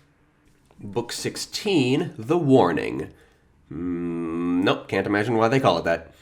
In the cover art, Jake morphs into a rhinoceros. The rhino Jake acquires in this book is kind of his backup battle morph, what he becomes when he needs a bit more raw power than his usual signature morph, the tiger. This book is one of the most infamously outdated installments due to being heavily based around the internet, which changed a lot very quickly after the book was written. It starts with Jake puttering around on the internet when, on a whim, he decides to type the word Yeerk into the search engine and discovers there is, in fact, one result. He calls the rest of the Animorphs to check out his find, a website dedicated to the Yeerks. A lot of it is crazy conspiracy theories, and in the chat room there's a mix of people. Some people who are obviously controllers trying to trick other users into getting captured by Yeerks. At least one total moron who somehow stumbled onto the site by accident and doesn't know shit. But a handful of people who are seemingly just concerned humans who have discovered that the Yeerks exist, and some who are actually quite knowledgeable on the subject and actively resisting. The Animorphs decide to go to the trouble of traveling to the headquarters of the computer company or something. By breaking into the company's database, they learn the true identity of every person who posts in the Yeerk chat room. Because that's a thing you can do, I guess. So, they do that. And their most notable discovery is that Fighty777, the most popular poster in the chat room, is none other than Joe Bob Finestra, the multi-billionaire Bill Gates analog who runs the very company they just broke into. Investigating that further, Jake picks up this rhinomorph to break into Finestra's mansion. There, they discover that the Yeerk controlling Finestra is Visser 3's twin brother, who is no longer welcome at the Yeerk pool, but he's found a way to survive without visiting the pool. Every 3 days, he hunts down another human controller, cracks the human's head open, and eats the Yeerk. So, yeah, Visser 3's twin brother is an unbelievably prolific serial killer who murders a Yeerk and a human every 3 days. And they don't really do anything about that as far as I can recall. I don't remember how this book ends, but, wow. I've always enjoyed the chat room scenes in this book and some of the other plans and schemes, but yeah, thinking back on it, I didn't reread it or nothing, just thought about it, but yeah, this one's kind of shitty. Nothing that happens in it really matters in the long run or is resolved in any way that I can recall. It all felt impactful, but ultimately, I don't think it really was. Book 17, The Underground. Appropriate. Another one of those I feel is maybe a little too on the nose. And the cover is Rachel morphing into a bat. Pretty cool. Now, this is one of the books I'm less familiar with because while I owned a copy for a long time, I lost several pages of it after the first time reading it, so I lost some of the story. But it's memorable enough, I think. The first thing I remember is their underground mission to bust into the Yeerk pool, which they do first by morphing into moles to dig a tiny little tunnel that only they can traverse, and then into their bat morphs from back in Book 10 to proceed into the pool proper. Then I remembered the actual plot, one of the more famous and weird plots from the series. It opens with Arnold Schwarzenegger, this was in his pre-governor days, rescuing a drowning man who attempted suicide. As the Animorphs soon learn, his reason for trying to take his life was that there's a Yeerk in his head who has gone insane and cannot die of Kandrona starvation. They bust into the mental hospital where he's being kept to learn why. As it turns out, there's a certain human food which, if consumed by a human controller, the Yeerk can live without Kendrona indefinitely. Unfortunately, the Yeerk also becomes addicted to the food and very quickly slides into insanity as the food outright replaces their brainstem, leaving an insane immortal Yeerk inside the head of a human who is now basically free but has to deal with the mad Yeerk's gibbering. Not a good bargain for anybody involved. The food in question? Instant maple and ginger oatmeal. The Yeerks aren't sure why only that flavor, or why only instant, but that's the way it is. So the Animorphs plan to dump a shitload of instant maple and ginger oatmeal into the Yeerk pool to render most of the Yeerk population useless. Cassie isn't sure about the ethics of drug warfare on this scale, but they go for the attempt, ultimately failing because Visser 3's life is personally threatened by the oatmeal, and thus he puts an end to the whole scheme. That's, yeah, kinda crazy, ain't it? Book 18, The Decision. Nope, don't know why they call it that. Cover art, Axe morphs into a mosquito. Yeah, that's a startlingly awesome cover. Mosquitoes just have a certain look to them, and yeah, the Andalite mid-morph into a mosquito, yeah, that's pretty awesome. So, I forget how this one begins. There's some relevance of a man named Hewlett Aldershot III. He's in a coma, and the Yeerks want to make him one of them. I think maybe he's in politics or something, like he's a big deal. They try to make it relevant early on that this is an Axe book by having Visser 3 spot the Animorphs lurking around in Seagull Morph and suspecting that they're not ordinary birds, going after them by morphing into a Kaffet bird, a predatory bird from the Andalite planet. This gets Axe paranoid that the Visser is sending a message that he, Visser 3, has been on the Andalite homeworld recently, and yeah, none of that bit really makes sense to me. The Andalite Chronicles establish that all Andalite warriors have a Kaffet bird morph. It's standard issue. Obviously, Visser 3's host body had it long ago. Anyway, the Animorphs decide to do something unconventional with the morphing technology. Morph mosquitoes, steal some of Aldershot's blood, use the DNA in his blood to morph into Mr. Aldershot, and I guess have him do stuff the Yeerks don't want him to do. I don't know. That's not the important part. The real plot of this book kicks off when something goes horribly wrong. This bears some explaining. One of the greatest sci-fi ideas the series produced. Zero space. That's where ships go when they're traveling faster than light. You can't travel faster than light, so such engines actually bring ships into this other dimension, which can change its configuration, making travel times somewhat unpredictable, but you do effectively go faster than light. Zero space is a white void of nothingness where absolutely nothing exists, not even the mostly nothingness that exists in the vacuum of normal space. This is first explained somewhere, Book 10 I think. It's definitely Book 10 when Axe mentions that when you use the morphing technology to become a creature smaller than yourself, the excess mass is teleported into zero space. No mention is made of where the mass comes from when you morph a larger creature, since there's absolutely nothing in zero space, so nice try, morphing still doesn't physics. You tried to make it physics, but you only half explained it, so now it physics is even less. But the point is, Axe assured the Animorphs at that time that zero space is so impossibly vast that there's virtually no risk of a ship traveling in zero space to come into contact with the extracted mass from a morph, but, well, obviously that happens. The Animorphs' consciousness is ripped away from their mosquito morphs, and they awaken in their normal bodies in zero space in the wake of an Andalite ship.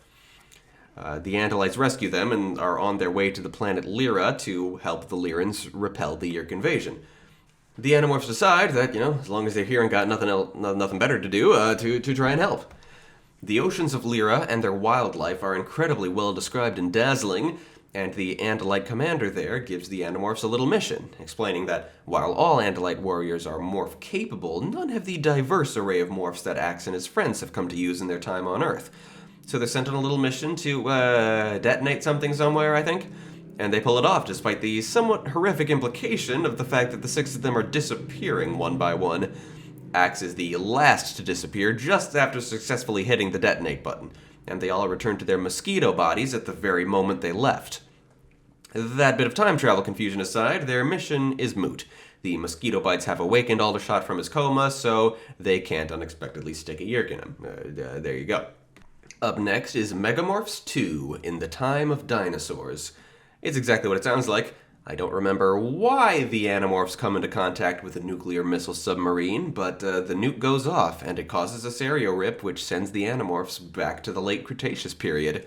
After surviving encounters with, and subsequently morphing, some Deinonychus and Tyrannosaurus, they discover that the ancient Earth has been colonized by two alien races who arrived there from other planets. The peaceful vegetarian Mercora, who are utterly bizarre, asymmetrical crab-like beings, and the Nesk, who are, by all appearances, just ants. Sapient and technologically advanced ants, who at one point clumped together to form a larger body which can actually wield one of their guns, but for the vast majority of their screen time, just ants. The Mercora agree to help the Animorphs steal a nuke from the Nesk in order to fix the stereorip and send them back to their time. In retaliation, the Nesk redirect a comet so it'll hit the Mercora's city. Knowing this must be the comet that killed the dinosaurs, Tobias and Axe rig the nuke so that it won't work. The Mercora attempt to use it to destroy the comet, but it fails. The comet hits the planet, causing the extinction of the dinosaurs and the collapse of the stereorip. The Animorphs are sent back to their time. Jake confirms afterward that he can no longer morph a Tyrannosaurus, which is a shame. That would have been nice against the Yeerks. So, by normal standards, this would be a really weird episode, but for the Animorphs, it's just a slightly larger scale adventure than usual, and nowhere near as weird as it's going to become. Well, I don't know about become. I stand by the Andalite Chronicles being the weirdest events that happen, yeah. Book 19, The Departure.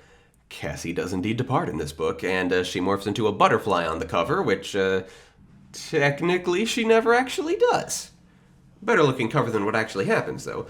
In this book, Cassie is just particularly shaken up by a recent violent skirmish with the Yeerks and asks to quit the Animorphs.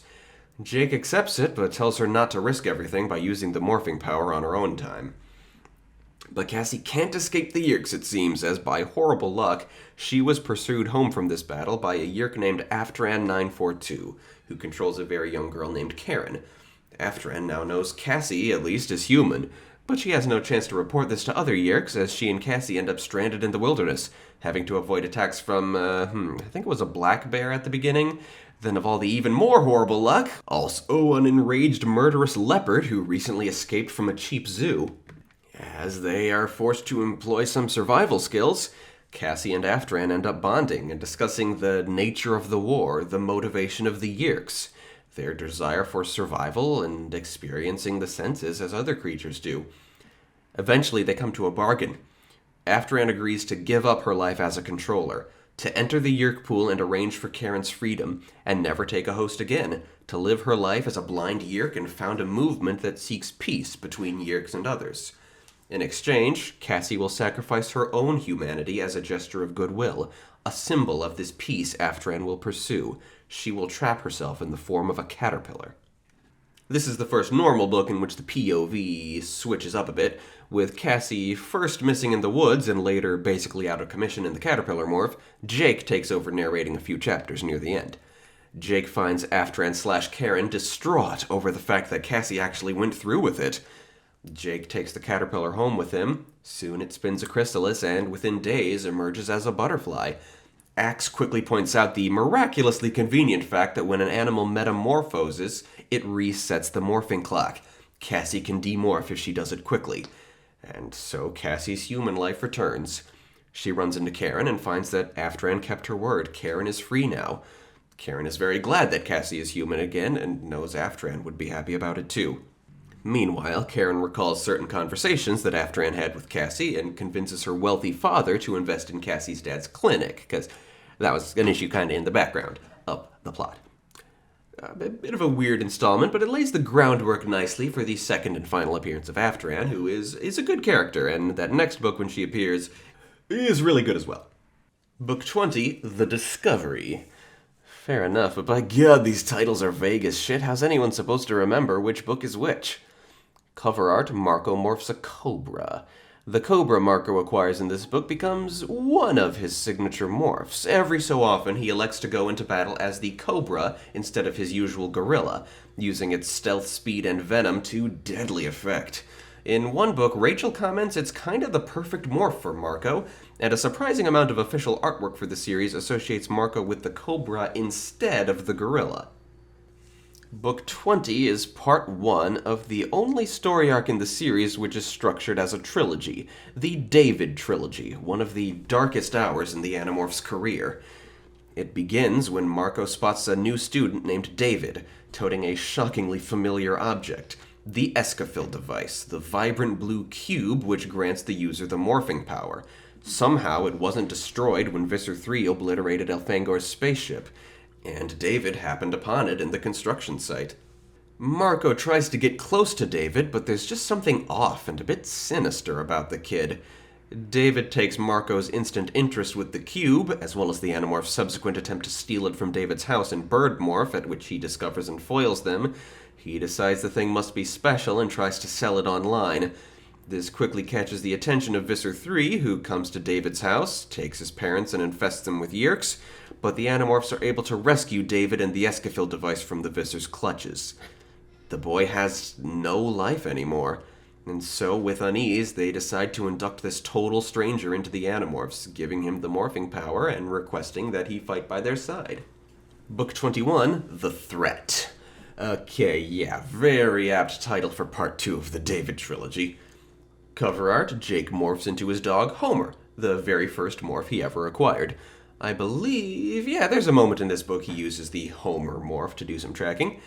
In this book, the Animorphs continue the caper they started in the previous one. 5 world leaders are having a conference in their city, and Visser 3 has plans to get close to them, implant Yeerks in all 5 of them, and voila, 5 countries under the subtle control of the Yeerks. Visser 3 manages to set them up by sowing false rumors of the date of the banquet among his own people. The Animorphs show up to foil the plot a day early, and the Visser corners them. David reveals himself to the Visser and begs for mercy. When they discover that the Visser is bluffing about how much firepower he has, he's backed by a lot of holographic Hork-Bajir, but apparently couldn't smuggle real ones into the banquet hall. David thus uses his proximity to Visser 3 to win the battle for the Animorphs. As they all return home, David boasts about his cunning plan to get close to the Visser, but the Animorphs aren't fooled. They know he's blowing in the wind and will betray them again given half a chance. Jake and Axe keep tabs on him that night, and David does indeed sneak off with intent to sell them out. Jake tells Axe, get Rachel, and he pursues David to the mall, where his tiger morph goes fang and claw against David's lion morph, and loses. Book 22, The Solution. The resolution of the David trilogy does indeed involve a solution. And that solution involves Rachel morphing a white rat. Sure does. Taking Jake at his word, Axe fetches Rachel. And they save Jake's life from where David has left him for dead at the mall. With David now fully committed to taking the Animorphs down, blaming them for ruining his life, and seeking to use the morphing technology for fame and fortune, well, he's the deadliest adversary they've ever faced. Visser 3, also has the morphing technology, but he's not a subtle dude. He just morphs into a giant monster and attacks. David at least has a basic human knowledge of Earth's wildlife, and he knows the Animorphs' habits and methods because, well, they very briefly took him in and told him. It's quite thrilling and scary. When they make one final attack by sea against the World Summit, electing just to trash the place so the meeting is cancelled and Visser 3 can't enact his scheme, David morphs into a deadly orca to go after their dolphin morphs. His golden eagle is bigger and stronger than any bird morph they have access to. He morphs some unknown bug to hide out in Rachel's bedroom and taunt her. He even morphs into Marco to set up an ambush and later a meeting in a public place. And as David torments them, Rachel finds herself wondering why Jake's first response to David's betrayal was to say, get Rachel. Does Jake think that's what Rachel is all about? Just the brutal, ruthless fighter who'll kill their enemies? Regardless, the Animorphs outsmart David by feeding his ego and his inflated sense of his own superior intellect. They stage arguments and falling outs with one another, knowing he's listening and will feel smug and triumphant that he's successfully broken them. They agree to his demands to surrender the Escafil device to him, and make him think it was his idea for he and Rachel to morph into rats and seek out where they've hidden it in the construction site. They catch Rat David in a cage and leave him there for 2 hours until he's trapped in his rat morph forever. Then they dump him on a rocky island off the coast. Devastated at having had to make that choice to eliminate a deadly adversary, and having to listen to his tortured pleading and crying for over 2 hours, the Animorphs are thoroughly traumatized and hope they never need to speak of David again. Quite a turning point in the series. Growing the beard moment in terms of maturity, perhaps? Hard to say. We get a little breather from that harrowing experience with the Hork-Bajir Chronicles. Possibly my favorite installment in the series, leastways it was among them when I was a kid. It begins with Tobias visiting the Hork-Bajir in their valley. They've liberated other Hork-Bajir from the Yeerks and have set up a little colony. Tobias speaks to Jara, the first Hork-Bajir he freed, and Jara decides to tell Tobias the story of when the Yeerks and Andalites came to the Hork-Bajir planet and the war began. The story switches between 3 narrators. The first is Aldrea, the daughter of Ciro, the Andalite who gave the Yeerks the advanced technology that gave them the power to betray the Andalites and become the scourge on the galaxy they are now. His reputation's so trashed he can no longer be seen in Andalite society. Ciro and his family are sent to the Hork-Bajir home planet to study it and stay far away from Andalite society. There, Aldrea meets our second narrator, Jara's grandfather, Dak, a shockingly intelligent Hork-Bajir. As we learn later in the book, the Hork-Bajir did not evolve on the planet. The planet was originally inhabited by a race of bird-like beings called the Arn, but an asteroid strike ruined the planet's atmosphere. Being masters of genetic engineering, the Arn created the planet's gigantic trees to bring back the atmosphere, and then, being underground dwellers with no interest in becoming a society of tree farmers, created the Hork-Bajir to do that for them, and also created the loads of giant monsters who roam the Misty Valley between the Hork-Bajir territory and the Arn territory to prevent any mingling between the two races. The Hork-Bajir have always been simple and primitive people, but 1 in every 10,000 Hork-Bajir has a mutation that renders them just as intelligent as the Arn. The Hork-Bajir, not quite able to understand the phenomenon, believe these individuals to be seers, prophets, destined to be great leaders in times of strife. Dak is such a seer, and through his friendship with Aldrea becomes the first Hork-Bajir seer to be educated enough to really put his intelligence to good use. Ciro's banishment proves more useful to the Andalites than they could have known, when the Hork-Bajir planet is one of the first that the Yeerks discover. Our third narrator is Esplin9466, a crafty and ambitious young Yeerk who will one day grow up to be Visser III. While Hork-Bajir aren't especially numerous, the Yeerks recognize that they could be deadly, that they could fight the Andalites, so they seek to conquer them. The war goes on, and it goes poorly for the Hork-Bajir, to the point that the Andalites decide the best thing to do is engineer a virus that kills Hork-Bajir, depriving the Yeerks of their valuable bodies. The story ends with the Andalites having given up on the Hork-Bajir, and Aldrea, trapped in a Hork-Bajir morph, falling in love with Dak and giving birth to Jara's father. As the story ends, Jara reveals the newborn child he's had with his wife Ket. They have named the daughter Toby in honor of Tobias. And Toby reveals herself to be a seer, just as her great-grandfather Dak was, by speaking far more eloquently than any of the adult Hork-Bajir around her can. Really good story, if you ask me. I know very little about the ongoing fandom of the series, but for myself, personally, I love the Hork-Bajir, and especially this, their story. Book 23, The Pretender. Yep, there's a pretender in this book. Cover, Tobias morphs into a bunny. He does so at the very end of the book. It's largely a symbolic gesture I won't get into. And all the remaining Tobias books have his human form in the background. And I feel like some aspects of the series overplay his humanity somehow. I mean, that doesn't really make any sense. He is human. I don't know. I just always felt that was an unnecessary feature. But let's see. This was a good one. I don't remember it vividly, though. There's a lot going on. The Hork-Bajir colony make their proper way into the series after the Chronicles, and the Animorphs help them on a few of their routine raids to liberate some Hork-Bajir from the Yeerks. And I suppose the main plot is, Tobias's father's lawyer has a message for him and is trying to find him. Obviously, the human Tobias disappeared long ago. So Tobias goes into his human morph, and he goes to the lawyer and also learns that he has a cousin, I think named Arya, who has just discovered this situation and wants to take him in. Tobias starts considering it so deeply that when he discovers Arya is actually Visser III in disguise, he actually attempts suicide. But he goes through with it, and he sits with Arya and the lawyer to get the message from the father he never knew. The letter reveals what we already knew as of the end of the Andalite Chronicles. Tobias's father is Elfangor, who retired to Earth with his human friend Lauren, became human himself and married Lauren, but just before Lauren learned she was pregnant with Tobias, the Elemist returned Elfangor to his original Andalite form, for he was needed back on the destiny of the galactic stage. Tobias is incredibly shocked by this revelation. His life is saved by the fact that living as a hawk for so long has made him forget how to form human facial expressions. So he's stone-faced and able to fake that this wild story of an alien warrior means nothing to him. Visser 3 is disappointed that this is what became of the son of his nemesis, and rules him street trash, a waste of a perfectly good controller. Once Tobias is alone, he stays in human form a while longer so he can cry. Book 24, The Suspicion. There is no suspicion in this book. Cassie morphs into an anteater because, well, she runs into the one situation where that's advantageous. This is one of 2 books that feature an alien race called the Helmacrons. According to Applegate, most of the fans hate them, but she's into them. I think, like she does, that they're a ton of fun, and I even find them one of the more interesting features of the series. The Helmacrons are a race of tyrannical spacefaring warriors whose spaceships are about 3 inches long, the Helmacrons themselves being nearly microscopic.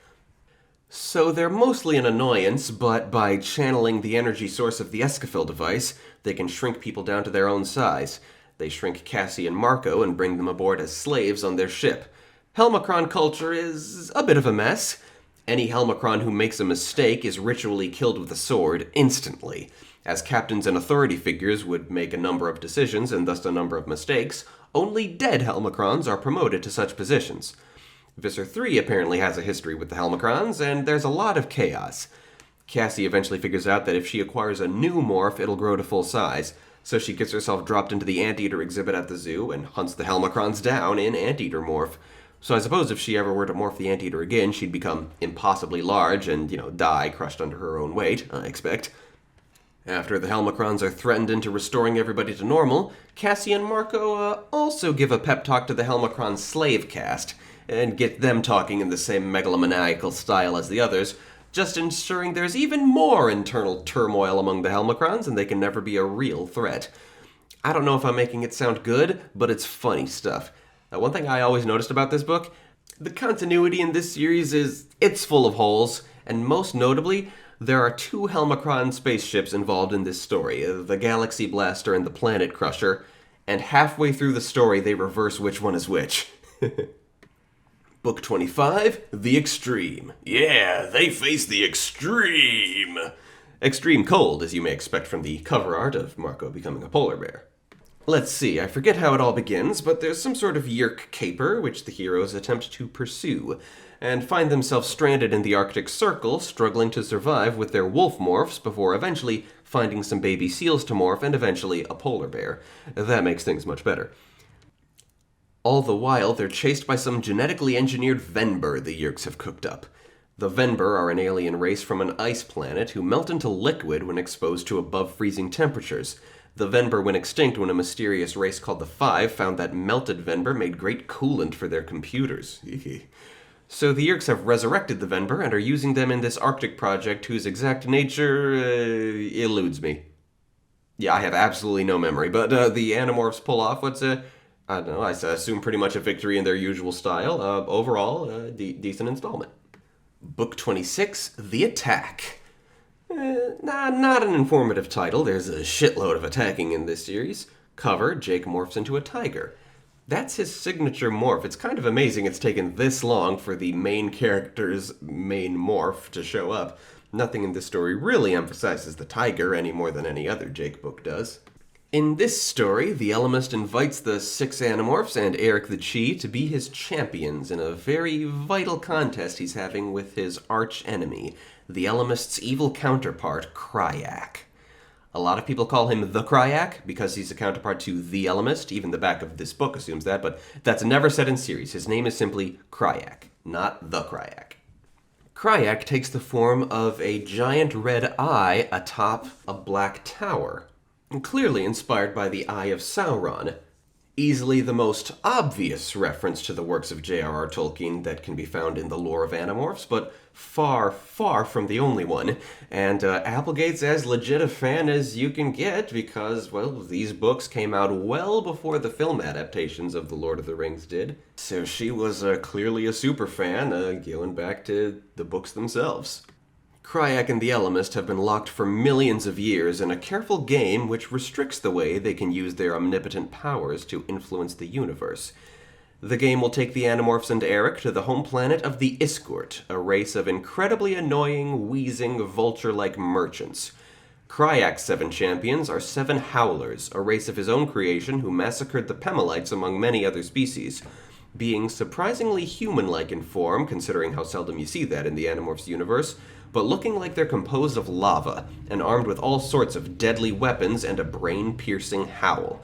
It's a fight to the death while navigating the Iskort city, and the winner determines the Iskort's ultimate fate. Ellimist wanting to spare them, and Cryak wipe them the fuck out, which basically sums up most of what the Ellimist and Cryak want to do with their spare time.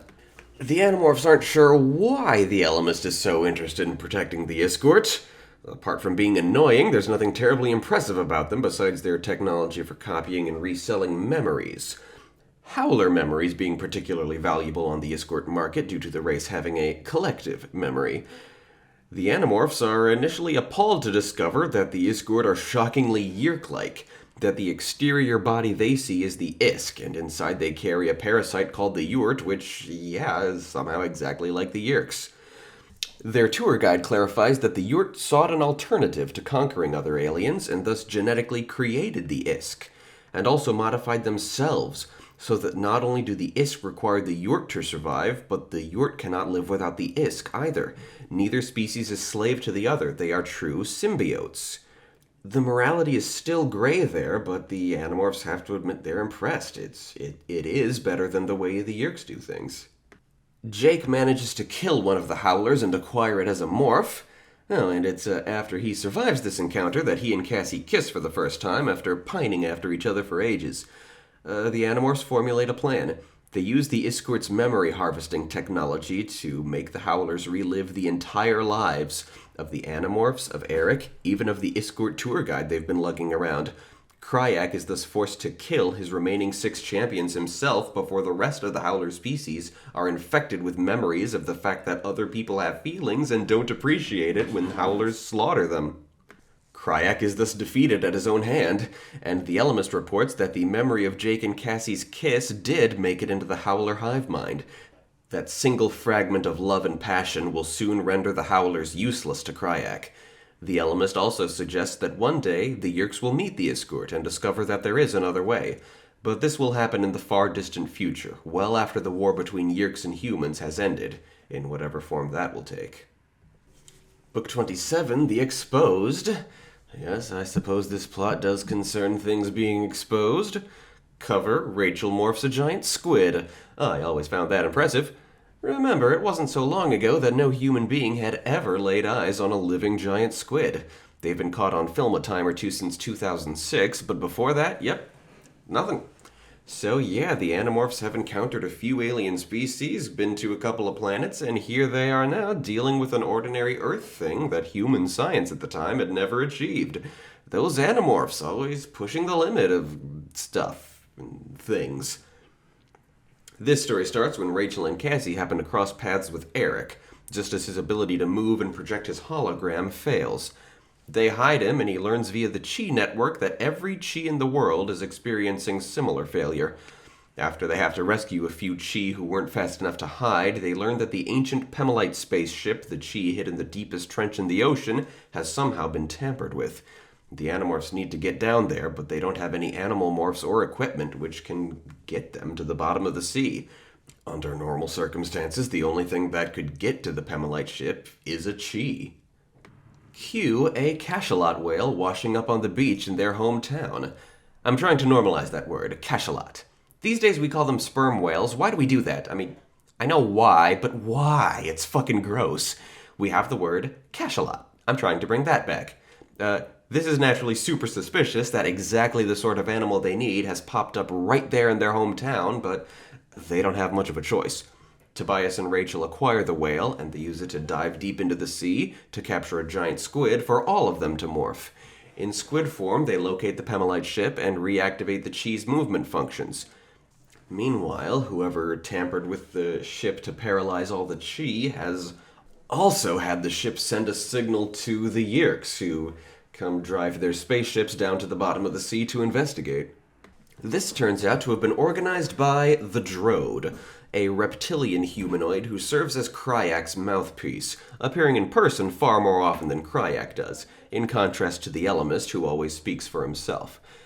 Kryak seeks revenge on the Animorphs for ruining the Howlers, but can only act by the rules of the game, and so has to set them up into situations they could potentially escape, such as here, when the Animorphs use clouds of squid ink to conceal themselves from Visser 3 while morphing back to human and then to battlemorphs, thus keeping their human identities secret.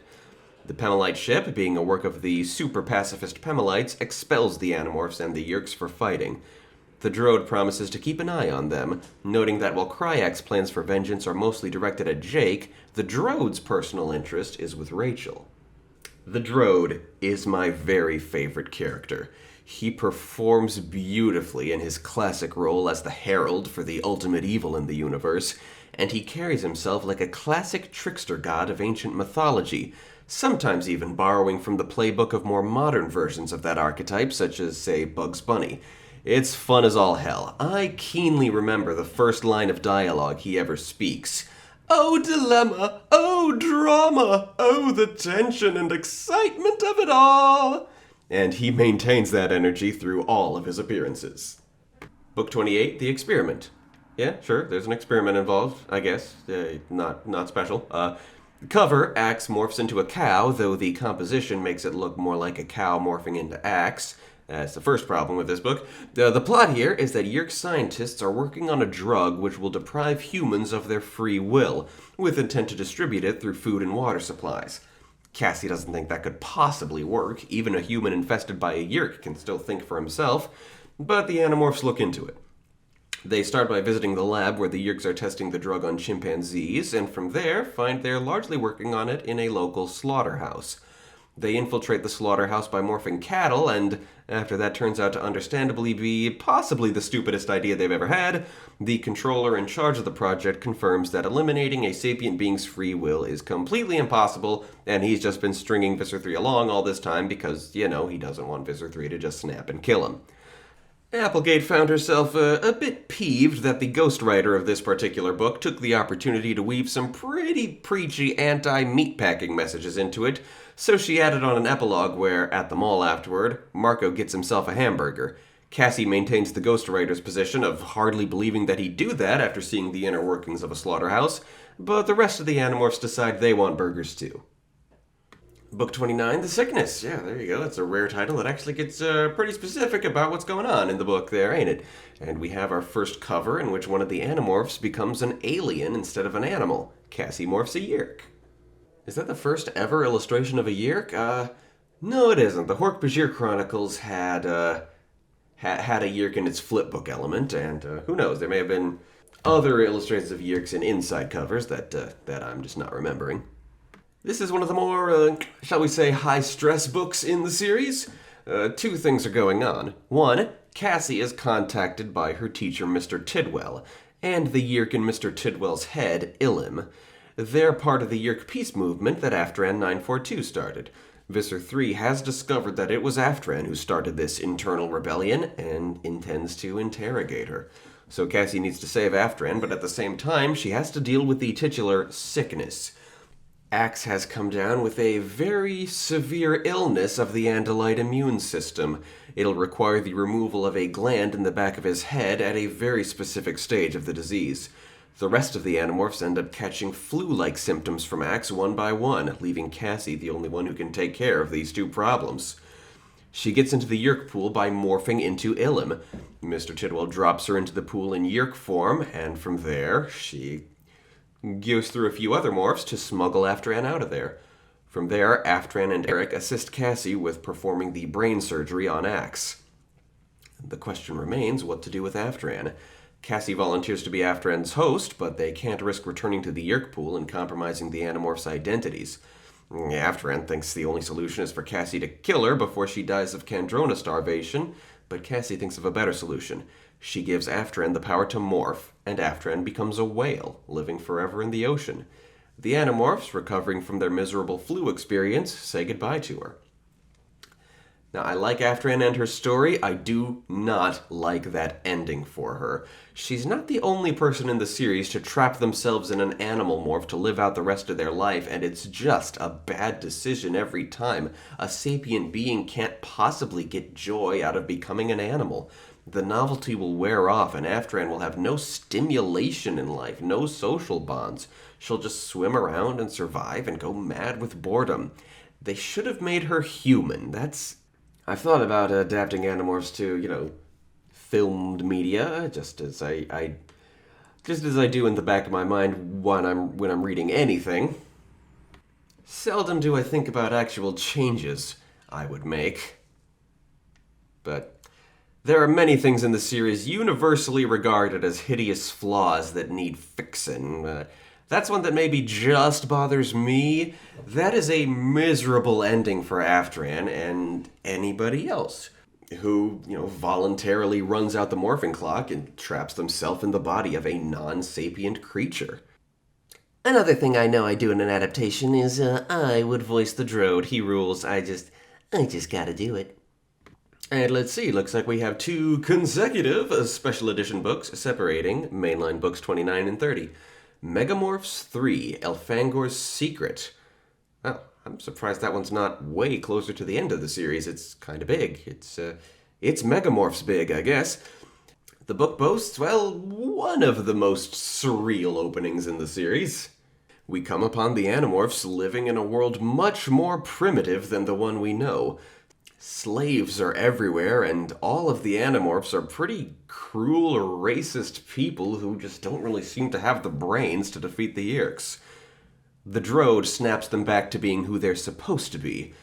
You see, Visser IV has discovered Elfangor's secret, that being that Elfangor buried the time matrix beneath the construction site, and in fact was trying to find it when he crashed there. Visser IV has gone back in time to various historical battles, killing historical figures who made great leaps in science, technology, and society before they, did that, to make humanity that much easier for the Yeerks to conquer. Cryak has agreed to allow the Elemist to make his move in the game here, to give the Animorphs the ability to follow Visser IV through time and try to foil his plans. Cryak's price for allowing this, one of the Animorphs must die.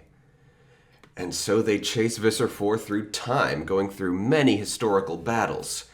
Some of Visser IV's plans succeed, others fail, but everything that happens messes with the timeline, and as they go forward in time from one historical event to another, history gets increasingly different from what it should be. When Visser IV kills Jake, the Animorphs go into overdrive, and fight fearlessly after realizing that now that they have paid the price Cryak asked for, the death of one of them, the rest of them cannot die until they defeat Visser IV. Eventually they do so, but still, Jake is dead and the course of history has been altered beyond repair. Cassie has a plan. She takes the time matrix to the 1960s where the parents of Visser IV's host body met, and distracts them so they never do meet. Thus, Visser IV's host is never born, and Visser IV never discovers the time matrix. Thus, not only are all of Visser IV's changes to the timeline undone, but so is Jake's sacrifice. Everything in the universe is back to normal, except that Visser IV has some unknown, different host body now. Yeah, none of that is how time travel works, but it's a pretty exciting story, and one of the more legitimately fun action-adventure entries in the Animorphs story. And now we come to the first of the 2 Alternamorphs books. Alternamorphs 1, The First Journey. The Alternamorphs books are choose-your-own-adventure games, and not very good ones. I never owned either of the Alternamorphs books, but I believe I found them both at a library once. The first half of the first Alternamorphs book retells the story of the very first book in the series, which has you as a sixth kid who happened to be in the area when Elfangor appeared before the 5 original Animorphs, and the second half reenacts the Amazonian time warp adventure of Book 11. At the end of every chapter, you're given 3 options for animals you can morph. 2 of the choices result in you promptly getting killed, 1 allows you to proceed to the next chapter. There is no way to tell ahead of time which is the good choice. So yeah, that's not how a choose-your-own-adventure game is really supposed to go. Bad structure. But the first book isn't completely without merit. You get to morph and experience several animals which none of the characters ever morph in the real series, most prominently a giraffe, which is your protagonist's signature battle morph, and in one bad ending, Visser 3 even morphs an alien that's never seen elsewhere as well, so even though it's not canon, it has a smidgen of mentionable lore. Book 30, The Reunion. Marco does indeed reunite, and here on the cover he morphs a roach. The Animorphs morph roaches all the time, and not especially prominently in this book, but it had to be on a cover sometime. New morphs are a lot less common here in the second half of the series, since the Animorphs have adapted pretty well by this point to the arsenal that they have. Is this the halfway point? Hard to tell. There's 54 normally numbered books and 10 which are not. So this is book 30, which is actually the 36th book in this series. So the halfway point is actually book 28, the cow one, as far as number of books. So let's see. I'm fuzzy on the fine details of this one. Forgive me if I'm wrong about certain moments and motivations.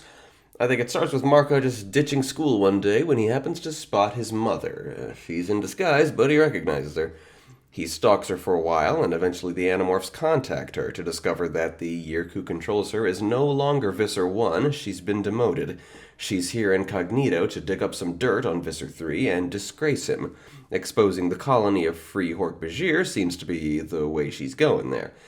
Visser 1 is also quick to point out just how obvious they've always been, that Axe is the only one who ever appears in the form of an Andalite, and also the only one who ever talks to Yeerks. In their attempt to conceal the fact from Visser 3 that all of them but Axe are human, they've made it pretty obvious to every other Yeerk. The Animorphs decide to help Visser 1 out. Playing Vissers 1 and 3 against each other can only help them in the long run. They lead her to a fake holographic version of the Hork-Bajir Valley, guiding her from the shadows and trying to throw off her suspicions by acting as Andalite-like as they can. It all goes tits up in the end, though, when Visser 3's ships attack the fake valley. Marco, hidden in mountain goat morph, makes a call for the greater good. He says goodbye to his mother, thus revealing his identity to her and Visser 1, and pushes her off a cliff, eliminating Visser 1 from the board and his beloved mother along with her. Again, I'm not sure I have all that right. For some reason, the book's exact reasons for being aren't coming back to me. Book 31, The Conspiracy. I guess the plot is kind of conspiracy-ish, I don't know. Cover, Jake morphs a peregrine falcon. Interesting. It took this long to see one of the bird of prey morphs that the characters picked up right at the beginning of Book 2, which they use whenever they have to fly somewhere. Jake's is a peregrine falcon, ironically making him the smallest and speediest of the team when that's usually not his area of expertise. Rachel is a bald eagle, biggest and strongest, as is her forte, and Marco and Cassie are both ospreys. Axe picks up one soon after joining the cast as well, a hawk of a different species from Tobias. And also, while every member of the Animorphs has a great horned owl morph for flying at night, fading light conditions often see Cassie become the owl to take the lead, while everyone else sticks with their familiar favorite raptor. If you don't count the owl or Tobias, I think Jake and Axe are the only ones who ever got their raptor morphs on the cover, despite how often they were used and how they're just as much, unique character signatures as the battle morphs are. I suppose multiple covers of characters becoming birds of prey would be pretty redundant. Okay, this is another book I don't remember very clearly, but I believe the subject of it is Jake's great-grandfather dies, and so the family is going to spend a week up in the mountains for the funeral. This poses a problem to Jake's brother Tom. I haven't mentioned him in a while, but he's pretty much always around. Anyway, the Yeerk in Tom's head is very against this funeral idea because it'll mean he's up in the mountains for over 3 days with no access to Kandrona rays and will starve to death. So he starts plotting to murder his dad, and the Animorphs have to be on hand at all times to foil such attempts. Eventually, Tom does end up there in the mountains, and the Animorphs arrange an accident for him so that he needs to be rushed back to the city for medical attention. Tom's Yeerk lives, but so does every member of Jake's family. Again, it's something like that. Book 32, The Separation. That's, accurate. Cover, Rachel morphs a starfish. Pretty damn relevant. This is another one among my very favorite books in the series as a kid. It's psychologically fascinating and deeply disturbing. So what happens here? Well, it all starts with the starfish. Rachel is at the beach and she loses an earring in a tide pool. A starfish is nearby, so she has the crazy idea to morph the tiny echinoderm and retrieve the earring that way. But when she emerges from the tide pool, she's split in half. The unusual properties of a starfish that allow it to not only recover but reproduce in such a fashion results in the two halves of the starfish demorphing into two Rachels, each containing half of Rachel's psyche, whom the other Animorphs dub Nice Rachel and Mean Rachel, and who take it in turns narrating chapters.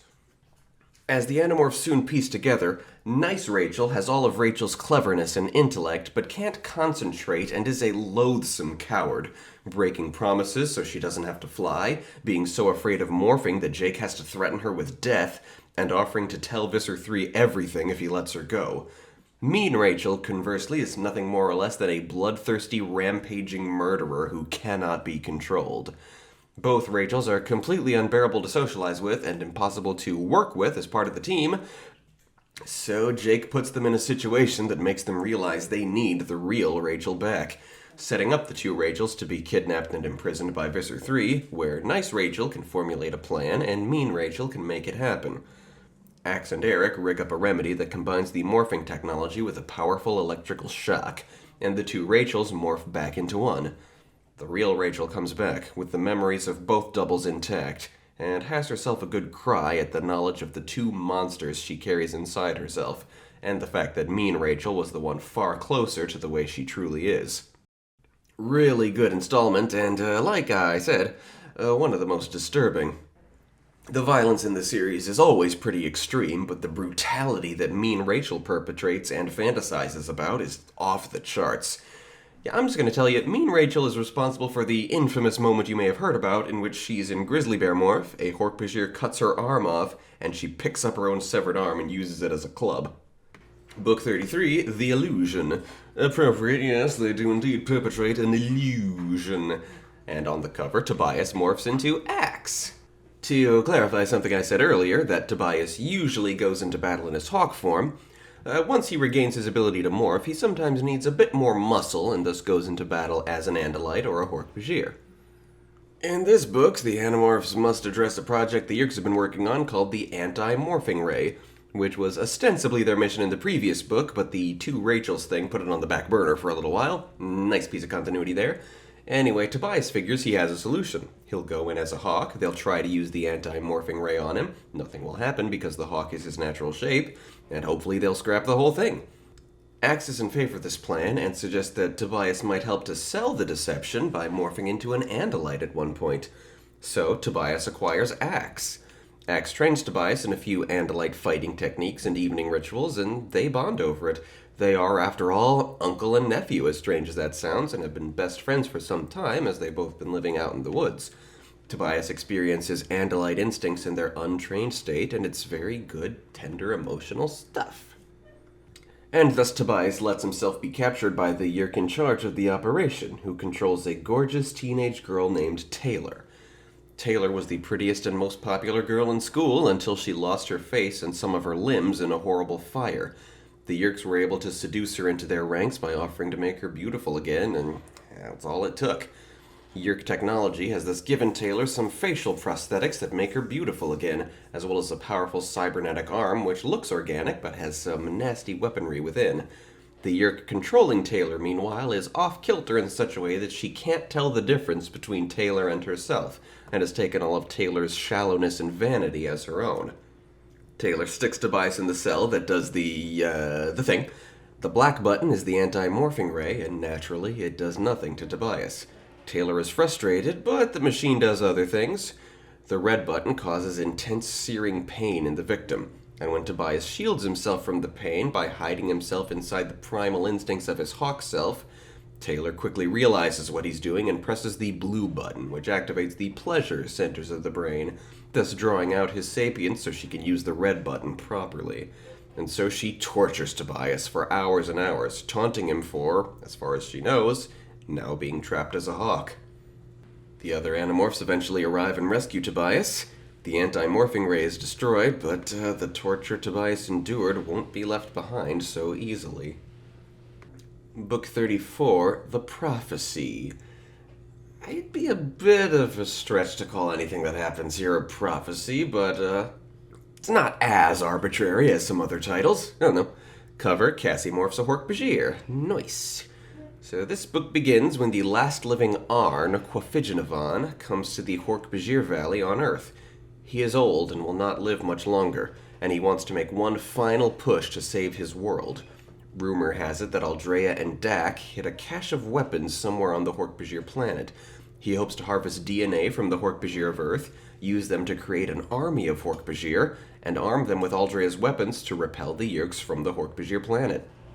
Where the weapons are hidden, only Aldrea knows, and she is of course long dead, but Quafigenavan has access to an Arn technology called the Ixala, which comes across as more of an occult ritual.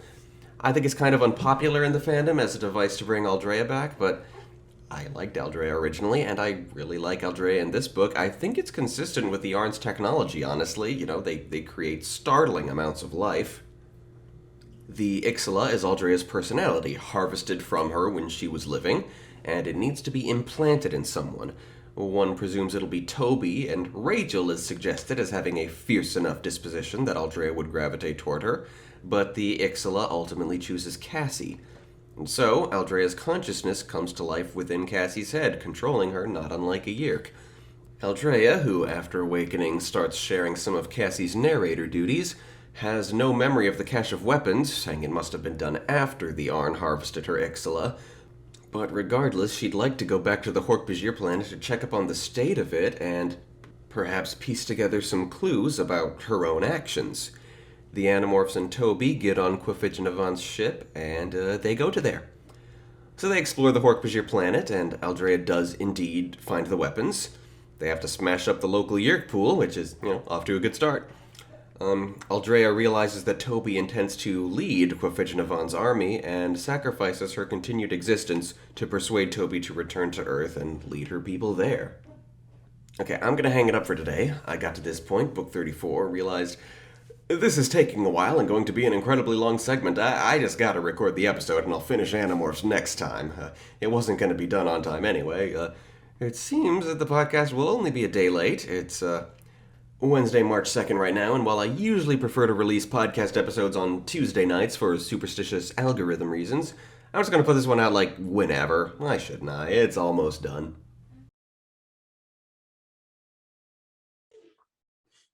Are you shitting me? I talked about Animorphs for so damn long that I've broken the record for the longest episode in the history of the podcast.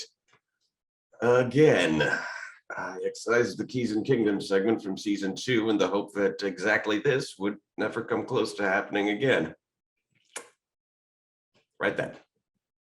So, I've been shooting this episode for a couple of weeks.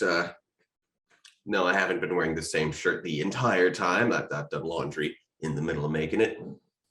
I've been attempting to buckle down on TAPAS things and letting other people have expectations of me to motivate me to move forward.